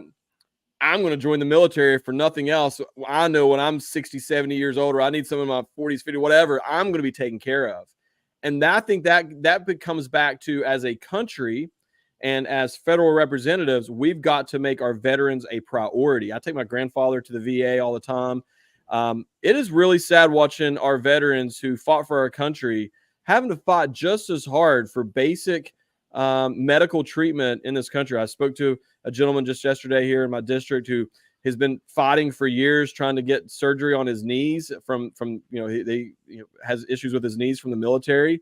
He's in his 70s now and he's trying to get help. I mean, this should not be a conversation. We have homeless veterans, which I know is a totally other issue, but it's like we've got to make our veterans a priority. And it seems like it would be difficult to do, but it's really not. When you think of all the billions of dollars that we waste, not only sending to other countries, but I mean, just wasting on stupid studies. How do bats act when they're on cocaine or whatever it is? Yeah. Why are we funding these things when we have military veterans who are doing without in our country? That really frustrates me and makes me upset to think about those things. And so I think that Republican, Democrat, whatever, we should come together. And I think that the military funding and the funding of veterans should not be held hostage by either side, and both sides do it. Republicans and Democrats both do that, to hold that hostage, to negotiate, to try to get other things. I would like to see us at the beginning of the year sit down and just go ahead and make that a priority and fund that separately. So when it gets time to potentially have a government shutdown over all these other things, that is already taken care of. You're not going to use that as a negotiation tactic. Our veterans should not be used as political footballs, and that's how they're being used in our country right now. And it's, quite frankly, it's really disgusting. And then the other thing is, I think that everyone who was kicked out of the military for refusing the jab should be given back pay, whether they join the military or not. They should be given back pay, and then they should be offered the opportunity to come back to the military if they want to. But even if they don't want to, I think they should be compensated for being kicked out over their religious freedom. And so there's a lot of, it's really discouraging. We got a long ways to go to start taking care of our veterans and our military members. And I think if we start doing that and making them a priority, I think some of and get the politics out of the military. I doubt there's anybody who's laying down in a bunker right now over there in another country being shot at. I doubt they care if the person beside of them votes Democrat or Republican. They want to know they're going to have their back. They don't care if they pretend to be a man or what. Those are not the major issues. They want to make sure they're trained and they're going to have their back. But I think if we take care of a lot of those things, I think a lot of the recruitment issues would take care of themselves. I'm just going to add one caveat to that, Derek, about supplying back pay to all of our military members who were erroneously stripped of their service because they refused to get an experimental vaccine put into them. You said they should all be given their back pay. You're 100% right. However, I think there's one thing you got to add to that. It shouldn't come out of the American taxpayer's pocket. It should come out of the pockets of the people that put these men and women out of a job. It should come out of the pockets of the politicians who voted for this crap. Yes. the ones who wrote the legislation that proposed it. And if you want to go any further, let it come out of the campaign coffers of the RNC and the DNC for every single one of these people that voted to take our heroes and put them out on the street for exercising their religious liberty. And the American people have got to get to a point where we stop paying for the mistakes Amen.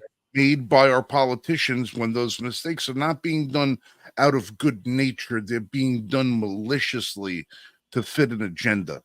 Yeah. The politicians got to start paying the price for this, not us.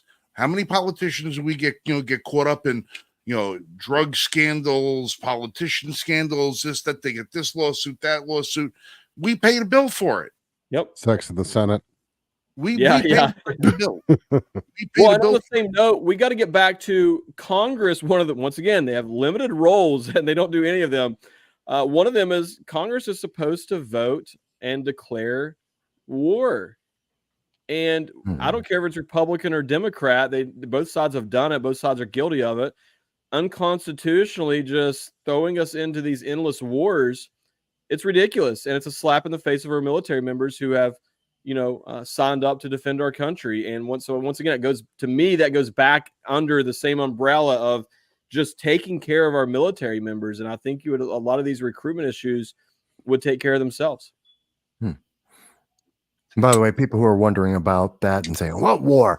I think you're referring to Joy Reid of MSNBC, as she on Hot Mic National News mentioned that Joe Biden had started yet another war, in referring to the attack against the U.S. military members killed in Jordan. Absolutely. It's Derrick, ridiculous. I know you got to go. Yeah. I want to personally thank you for coming on the show tonight. I would like to invite you back at some point because I know our other co-founder or Constitution guy probably had a lot of questions he wanted to ask you. And I just think your insight on just either any given show we do on a night would be beneficial for people to hear. And I'll definitely come back sometime and also giving us appreciate you. updates on the campaign. With that, I'd like to give you a couple of minutes to give us your closing, sir.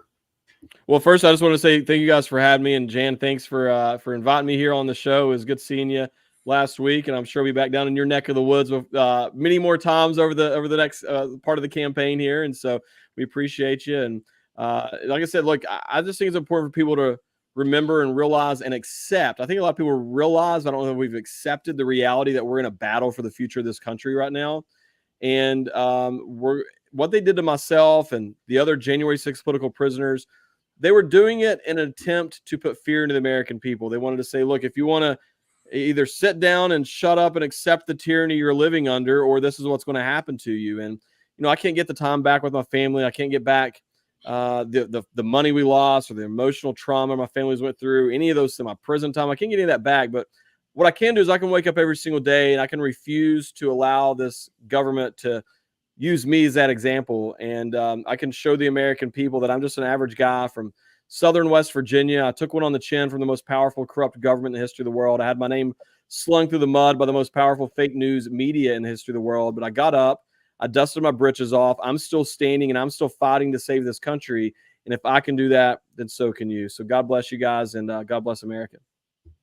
Thank you very much. Thank you. All right, ladies and gentlemen, Derrick Evans, West Virginia.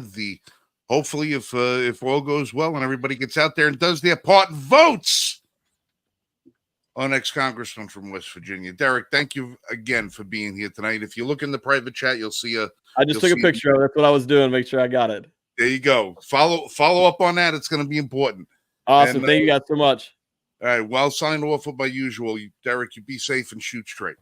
All right. Later, guys. All right. Take care, brother. Yeah, we would be very well served having Derrick and another 50 or 60 like him. Yeah. Out there. Jan, good job, sweetheart. Good job. Thank you for getting that done. Ladies and gentlemen, Jan Raines is responsible for getting Derrick on the show this evening. Reach now, making the magic happen. That's our girl, Jan. Absolutely. I apologize that I didn't have all my prepared questions or any of my prepared questions actually, um, because of my puppy. But How's I he think we doing? got a lot done. What's good? He doesn't have the doggy flu, does he? No, that's what we were afraid of. He's 13, so it looks like his age is finally starting to catch up to him. Hmm. Well, But boss, I think the time that you have done this type of stuff really showed, because the questions you came up with on the fly were right there. So He's the best. Hey, he's the best in the business. He's why we got him here. I listen. I listen to when they're talking, and that makes a big difference. And I mean, really, if people were paying attention, he's talking about basically every top line issue in terms of polling in America. He's covering every issue. He has a position. He's been very clear. And when he wasn't clear, he clarified himself and then went into even more detail about several other issues. So I think that's important to pay attention to. That's how you have a real conversation. Yeah. That's how you And really that's how do you it. really get to evaluate, gee, what are they going to do? Well, look at what we've been told. Look at what the plan is, the overall. I think that makes a big difference for people in West Virginia. They should really go back and re-listen to everything he was saying. I would have liked to, maybe when we get him back on the show, I'd like to ask him another question about his stance on accountability for these people. Because like what Frank was pointing out is that the people that make the mistake are not the ones that are paying for it. And there really has been a lapse in disciplining bad decisions on the part of politicians when it comes to writing bad legislation. We can fight it in the courts all day long, but the real problem are the people that are still in office that don't meet with any consequence of a magnitude to discipline them for those bad decisions. Now, so we're supposed to be able to do that by voting them out, but a lot of times they just stay in and they see no repercussions for whatever it is that they're doing that is abusing the people. And One of the that I'm afraid that that's going to be something that is going to continue regardless of who wins the White House. And I think it's going to be something that gets worse regardless of who wins the White House, because look, everybody knows I'm not exactly I'm supporting Trump this time around because I believe that he's the best opportunity we have both internationally and domestically at trying to get this country back on track. Best opportunity we have at trying to secure the border. He's not great when it comes to Second Amendment rights. You know, I have my issues with the guy and stuff like that, but I also have a couple issues now. Bump stocks and red flags were big ones. Yeah, all that stuff. Everybody who knows me, knows the show, knows I come from a blue line family. Everybody in my family at one point or another carried a shield. Okay. We all carried a badge, we all carried a gun. This is what my family was.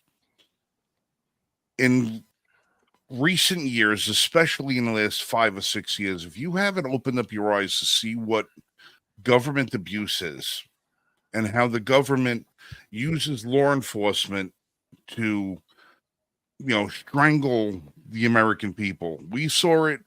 I think a lot of people got a really good dose of it during the COVID lockdowns, when you have a husband and a wife having a lunch on a park bench and they wind up getting both of them getting summonses. Father's out in the park playing frisbee with his kid, getting summonses, getting locked up. People going to the beach. There's nobody on the friggin' beach. They send 5 cops off to after some guy because he's surfing 400 feet off the friggin' sand. This was an example after example of a lot of police abuses. I think when certain departments were given tremendous amount of additional power, they abused it.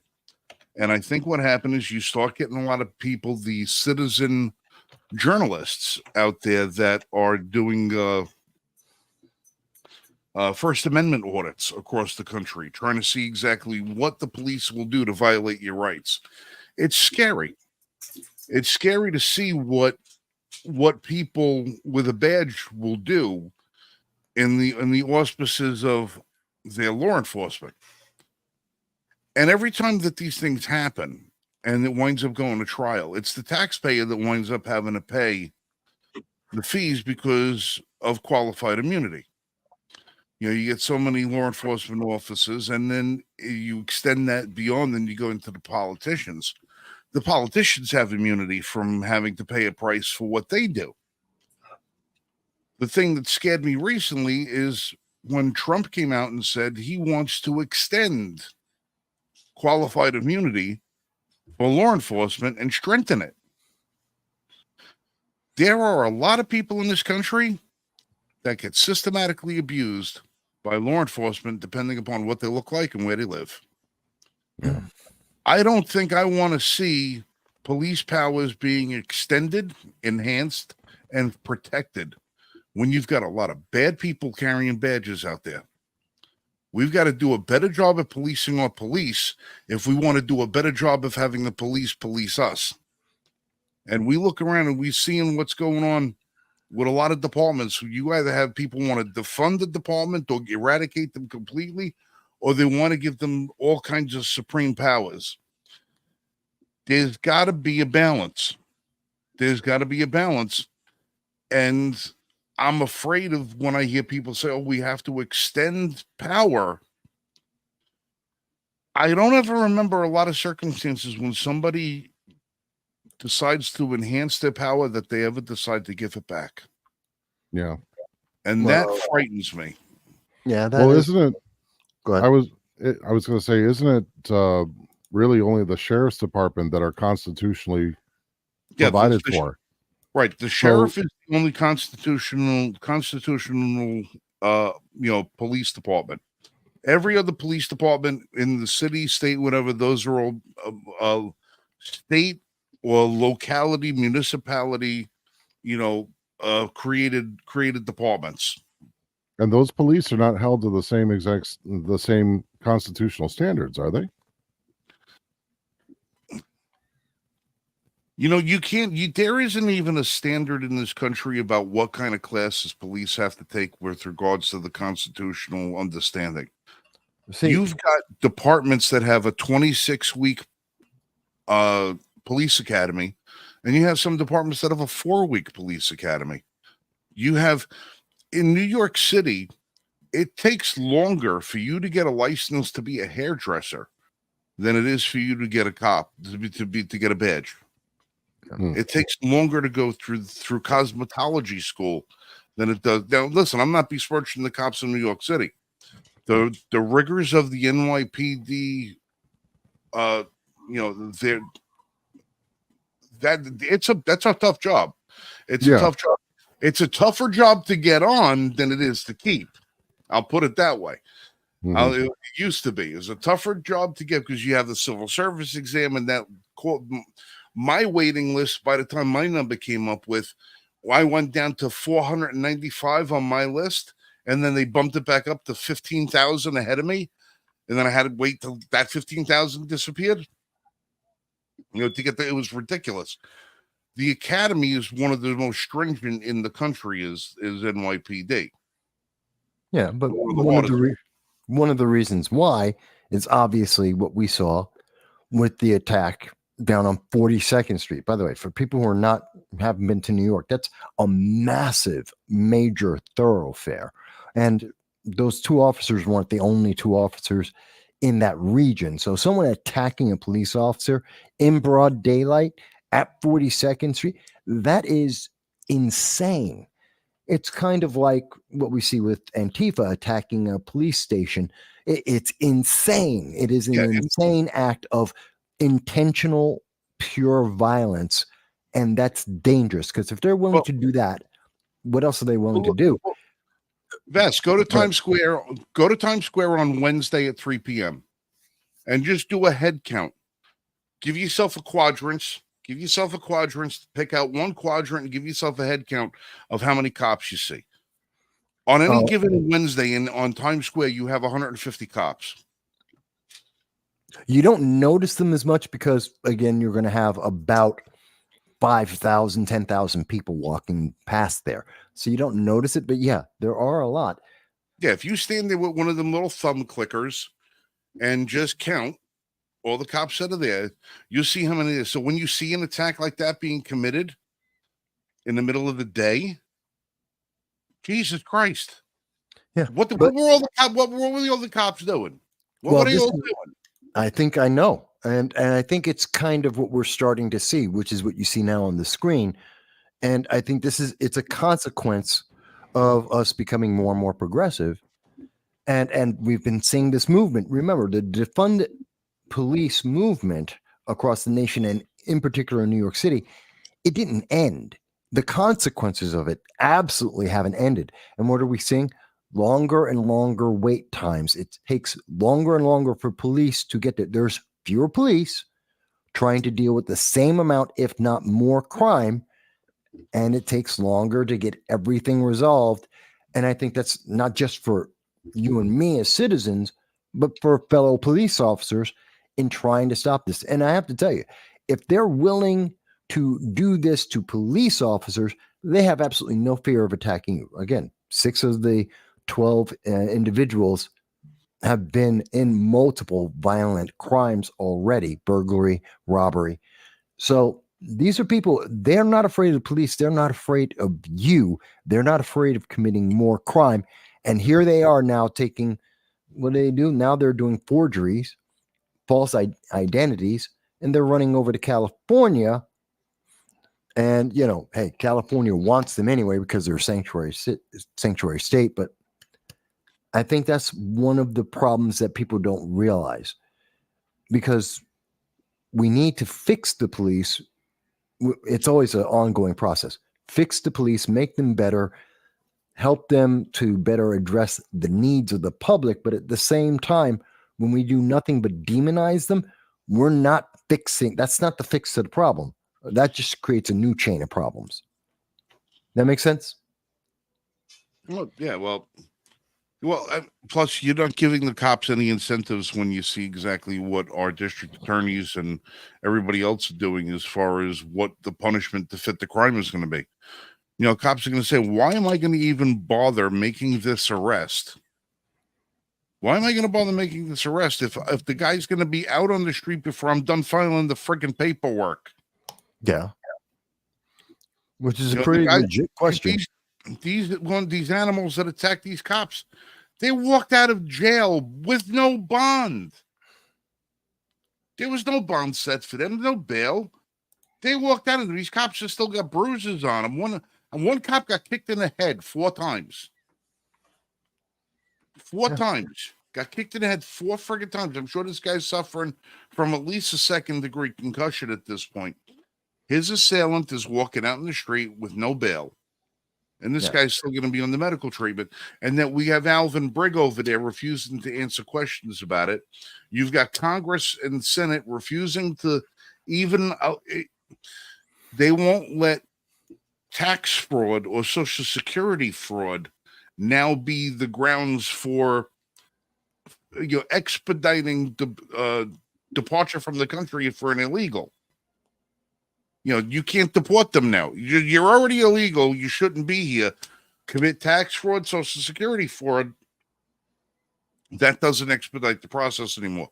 You can get drunk, drive a car. You can get into an accident. That doesn't expedite it. Nothing. Well, I think one of the things people really need to wake up to is the fact that if these individuals went out there and just attacked cops in broad daylight, did to them what they did, what are they going to do to the average citizen? That's my point. Yeah. Well, we know 6 of them, violent crime, robberies, burglaries, muggings. They've been arrested multiple times on this. We know they're violent. They are violent, repeat criminals. And yet, if me, a licensed concealed carry person, happened upon that scene and I see a cop getting straddled by 2 people and a third one kicking him in the head repeatedly, which as far as I'm concerned is attempted murder, and I'm in fear for that officer's life, and I draw my firearm and I pop the guy doing kicks at him, guarantee I get arrested.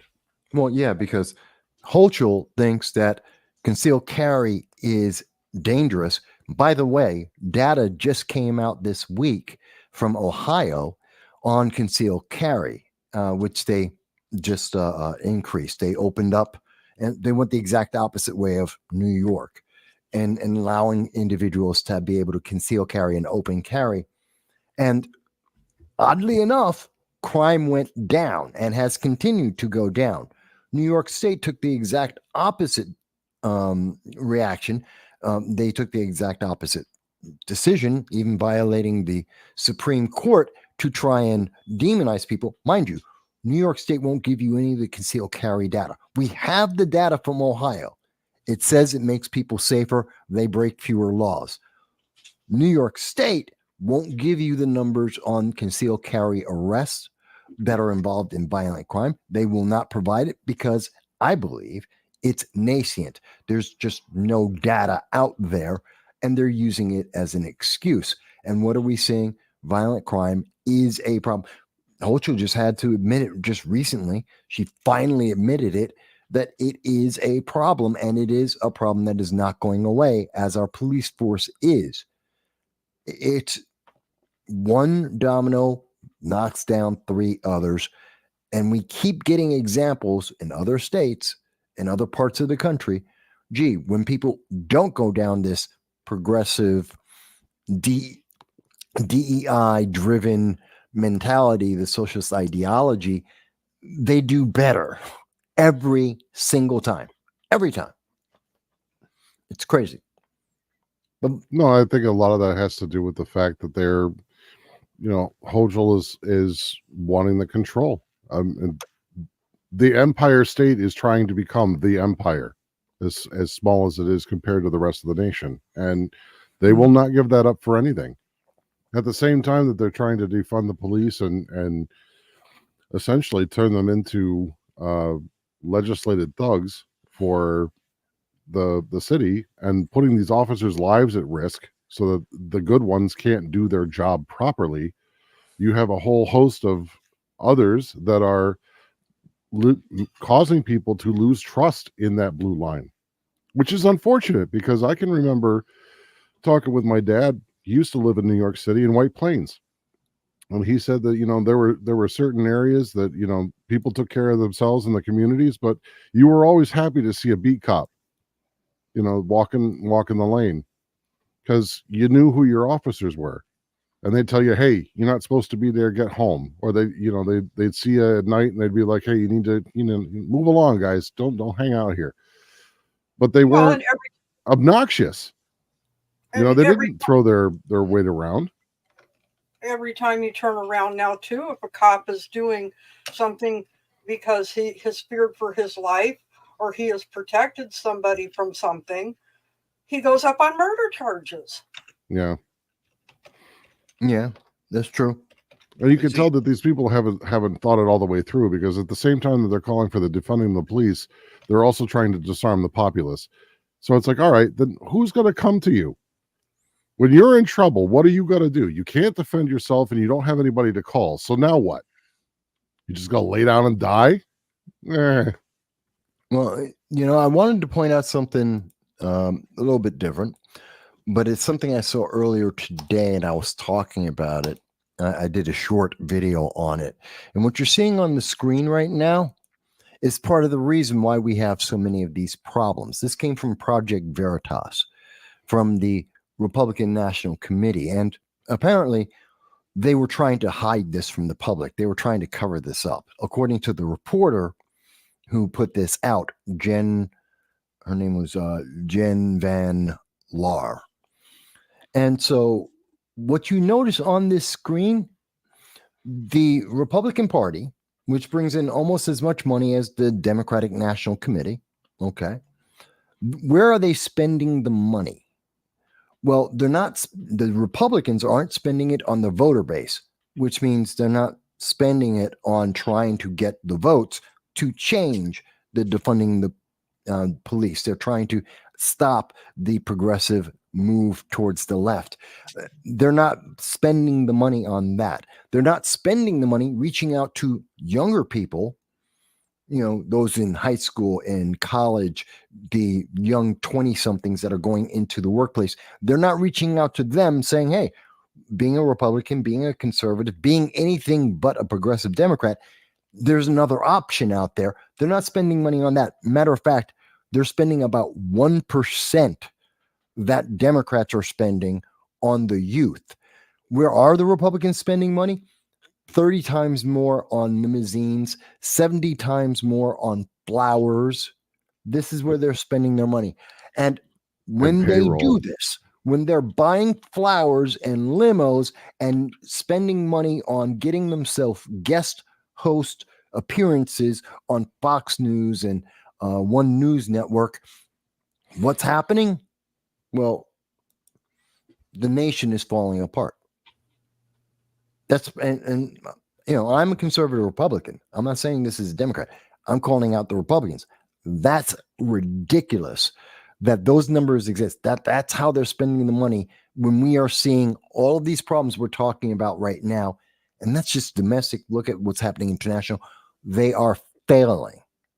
They got to do better. They got to do better. I think we have to highlight that as well, because that's why we have the defunding the police going on, which is kicking off all these other problems, as well as illegal immigration. I don't know about you guys, but growing up and watching the Republicans get into office, it always seemed like they were more interested in losing gracefully than actually winning or repealing anything to get back to where we needed to be as a republic. In New York State, yeah.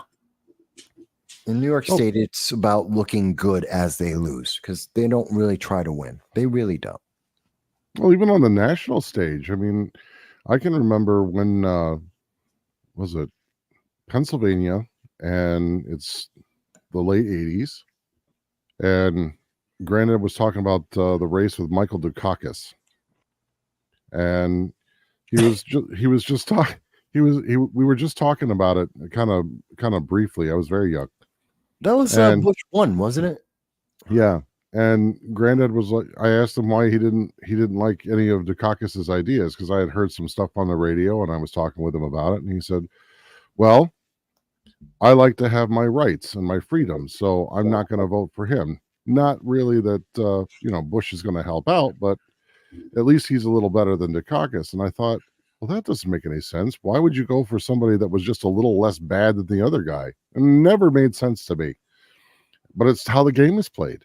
And as you get older, you recognize it. And you realize that these professional politicians, that's what it is to them, is a game that nets them money and power, or wealth and power, because that can be, it's not just money, right? I mean, they get privileges, they get social standing, they get a whole bunch of other goodies that come along with the rest of it. So that's wealth, that's status, power.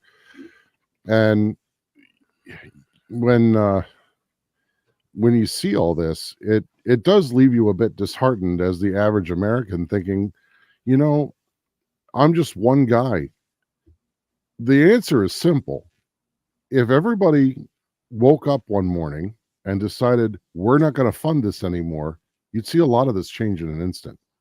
There'd be a lot of tantrum from the people in authority, but what could they do with no money to operate? They would just be stuck. Yeah. But it would take everybody. It would take everybody. No, it doesn't take everybody. It doesn't. Here's the thing. Human nature. They've done behavioral studies on this before. It doesn't take everybody. It takes 10%. 10%. If 10% are willing to do it, the general rule of thumb is then the majority are in line with that. In general, it depends on subject and issue specifically. But if you have 10% of voters in a party, say rank and file Republicans, and 10% of them are saying you're spending the money badly, I don't want to give you more money, they will change instantly before those 10% tell all their friends, and therefore the whole thing folds. Same thing with Democrats. I mean, now mind you, what's the alternative? Well, let's see, more than 10%, 58% of rank and file Democrats have been telling Democrats they don't want Joe Biden. And this is where the establishment, and this is what happens when we don't do this now. If we don't make a fuss now, Well, then it becomes the authoritarianism that we see in the Democratic Party, which 58% of their membership are telling them, don't put Joe Biden in.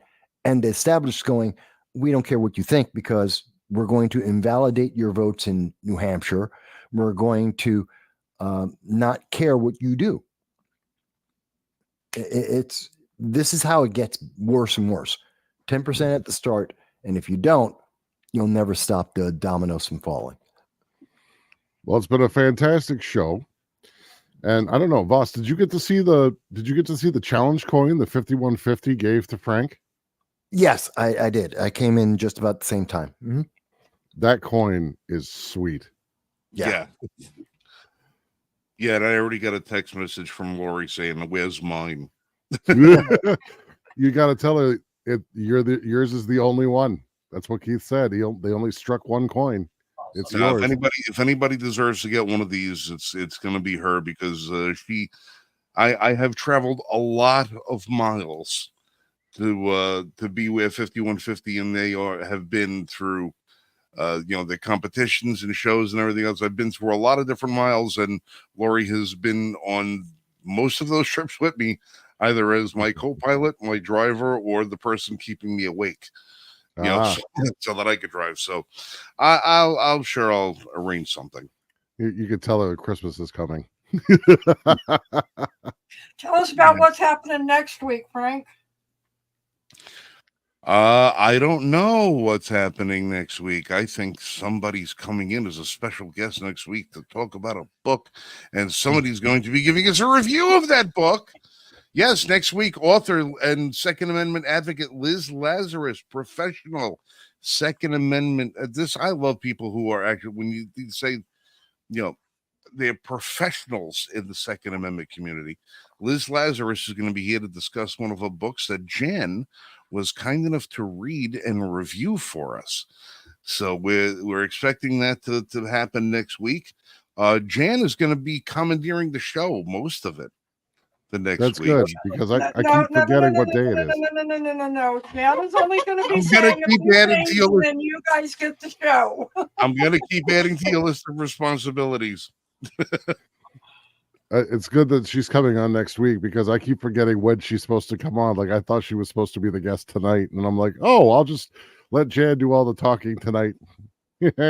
And I gotta shoot Liz a note tomorrow just to verify again one more time that we're still on and everything is good. But I don't think we're gonna have a problem. Liz is a great person, a tremendous advocate for our side. She's a fighter. Both with the brain, the mouth, and with the hands. She's ready to put up at any time to get out there and get the job done.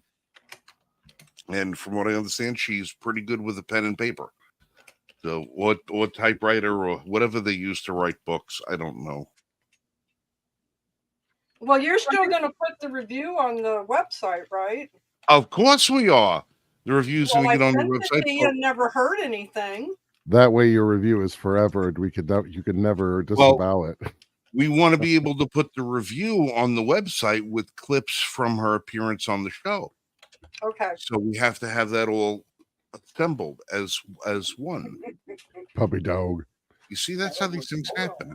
It's all part of the whole genre of podcasting and websites and stuff like that. Okay, I was just checking because I never heard any kind of feedback on it. So, well, Marshall's in charge of the website. He takes care of that. I'm in charge of the YouTube channel. I take care of that. So, and Marshall, who said he said he was going to be late tonight? Who said that? Yeah, he put it in Messenger tonight a couple hours before the show. He said he was hoping to get on. So I'm really bummed he missed the show because, like I said in the beginning, I'm pretty sure he had some good questions. Hoping he's doing all right. Maybe we can get Derrick back on again. Well, I know that his job lately has been very, very demanding. He's one of these guys that keeps getting higher and higher and higher in his qualifications, and that makes him more and more and more in demand. And says, I'm not qualified to do nothing. That's when nobody calls me. So there you go. That's why I'm available all the time to do the show. You, And with Frank, that, are qualified to be a gun guy. That's Yeah, what your qualifications are. oh please, Dal, if you had even a minute to look at my resume and see what my qualifications, you'd Wait, be wait like, a minute. We know what your true qualification is. Smart He ass. has special yes, skills. yeah, that I have in spades. But if you had an idea of as holy crap, that's the guy who used to do that. No, we let that guy do it. Yeah. See, the movie Taken was actually about Frank, but they've got Liam Neeson to play him. Well, I learned a long time. If you want to do the perfect Liam Neeson impression, all you have to do is say the word banana, but instead of ending it with an A, you end it with ERS. Bananas. Bananas. It's all you do is just like bananas. That's your perfect Liam. I don't know who you are, what you're doing, but I have a very particular set of bananas. So, all right, listen, I'm going to get out of here. You kids all have a wonderful weekend. Vass, give the puppy a hug and a kiss for us. Let her know that we're all, we're all doggy people here. Yep. Oh, absolutely. Yeah. He's asleep. There he is. I'm That's- sure Grace. I'm sure Grace is Sleeping up there dog right is now, like- going, "Hokan is okay."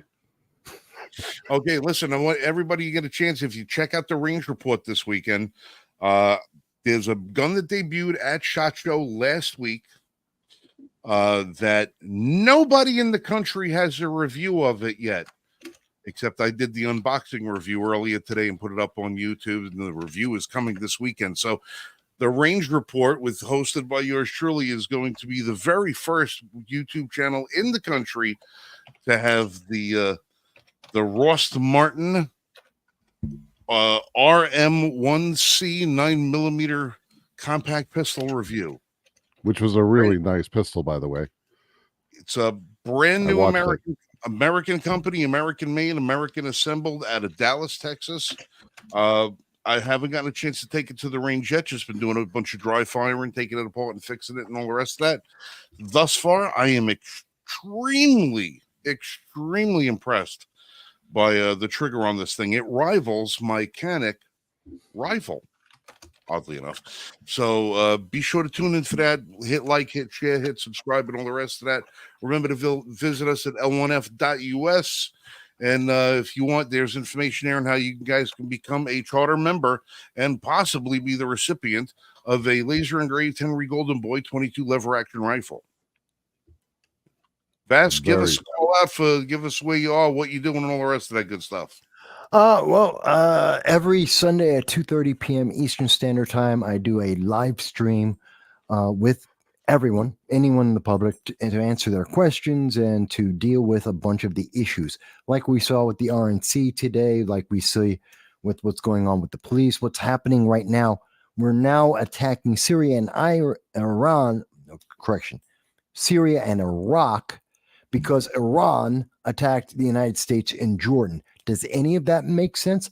Not really, but I will explain it on Sunday at 2:30 p.m. Eastern Standard Time. By the way, at 12:30 this Sunday, I will be interviewed by Forrest Mommy. Yes, that's the YouTube channel, Forrest Mommy.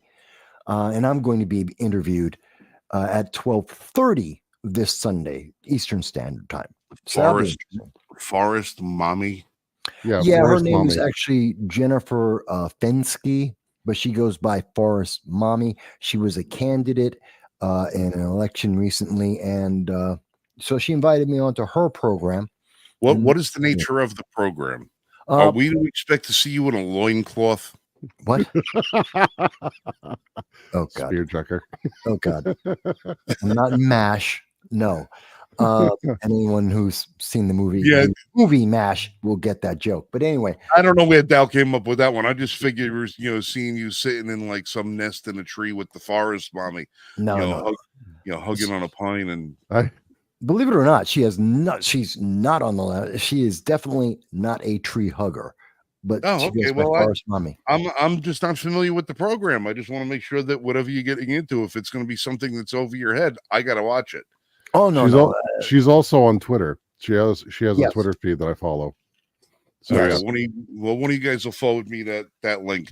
Once Yeah. again, before I sign out of here tonight, again, 5150 Optimum Parts. Again, thank you again, Keith, Danielle, Forrest, and David Moore. David Moore, my little leprechaun friend, David Moore. I got a text. He goes, "You didn't mention me on the show." So I had to make sure I said his name 3 times. David Moore. He's adorable. I love that little guy. You're supposed to say that in a mirror, and then he's going to appear with a pot of gold, right? Oh, I did that. I did that once. The pot of gold was bigger than he was. Beside the point. All right. We're out of here, ladies and gentlemen. Until we see everybody next week, same bat channel, and all the rest of that stuff. I can't say too much of that. That's copyright. You guys will be safe, shoot straight. Everybody who joined us tonight, thank you. We love you. And enjoy the rest of now that the first year of January is over. That was like what, 18 months of January? We just survived. It felt like it. Jesus Christ. God, what a long week. All right, kids. Have a great night. Love you guys. Good night, folks.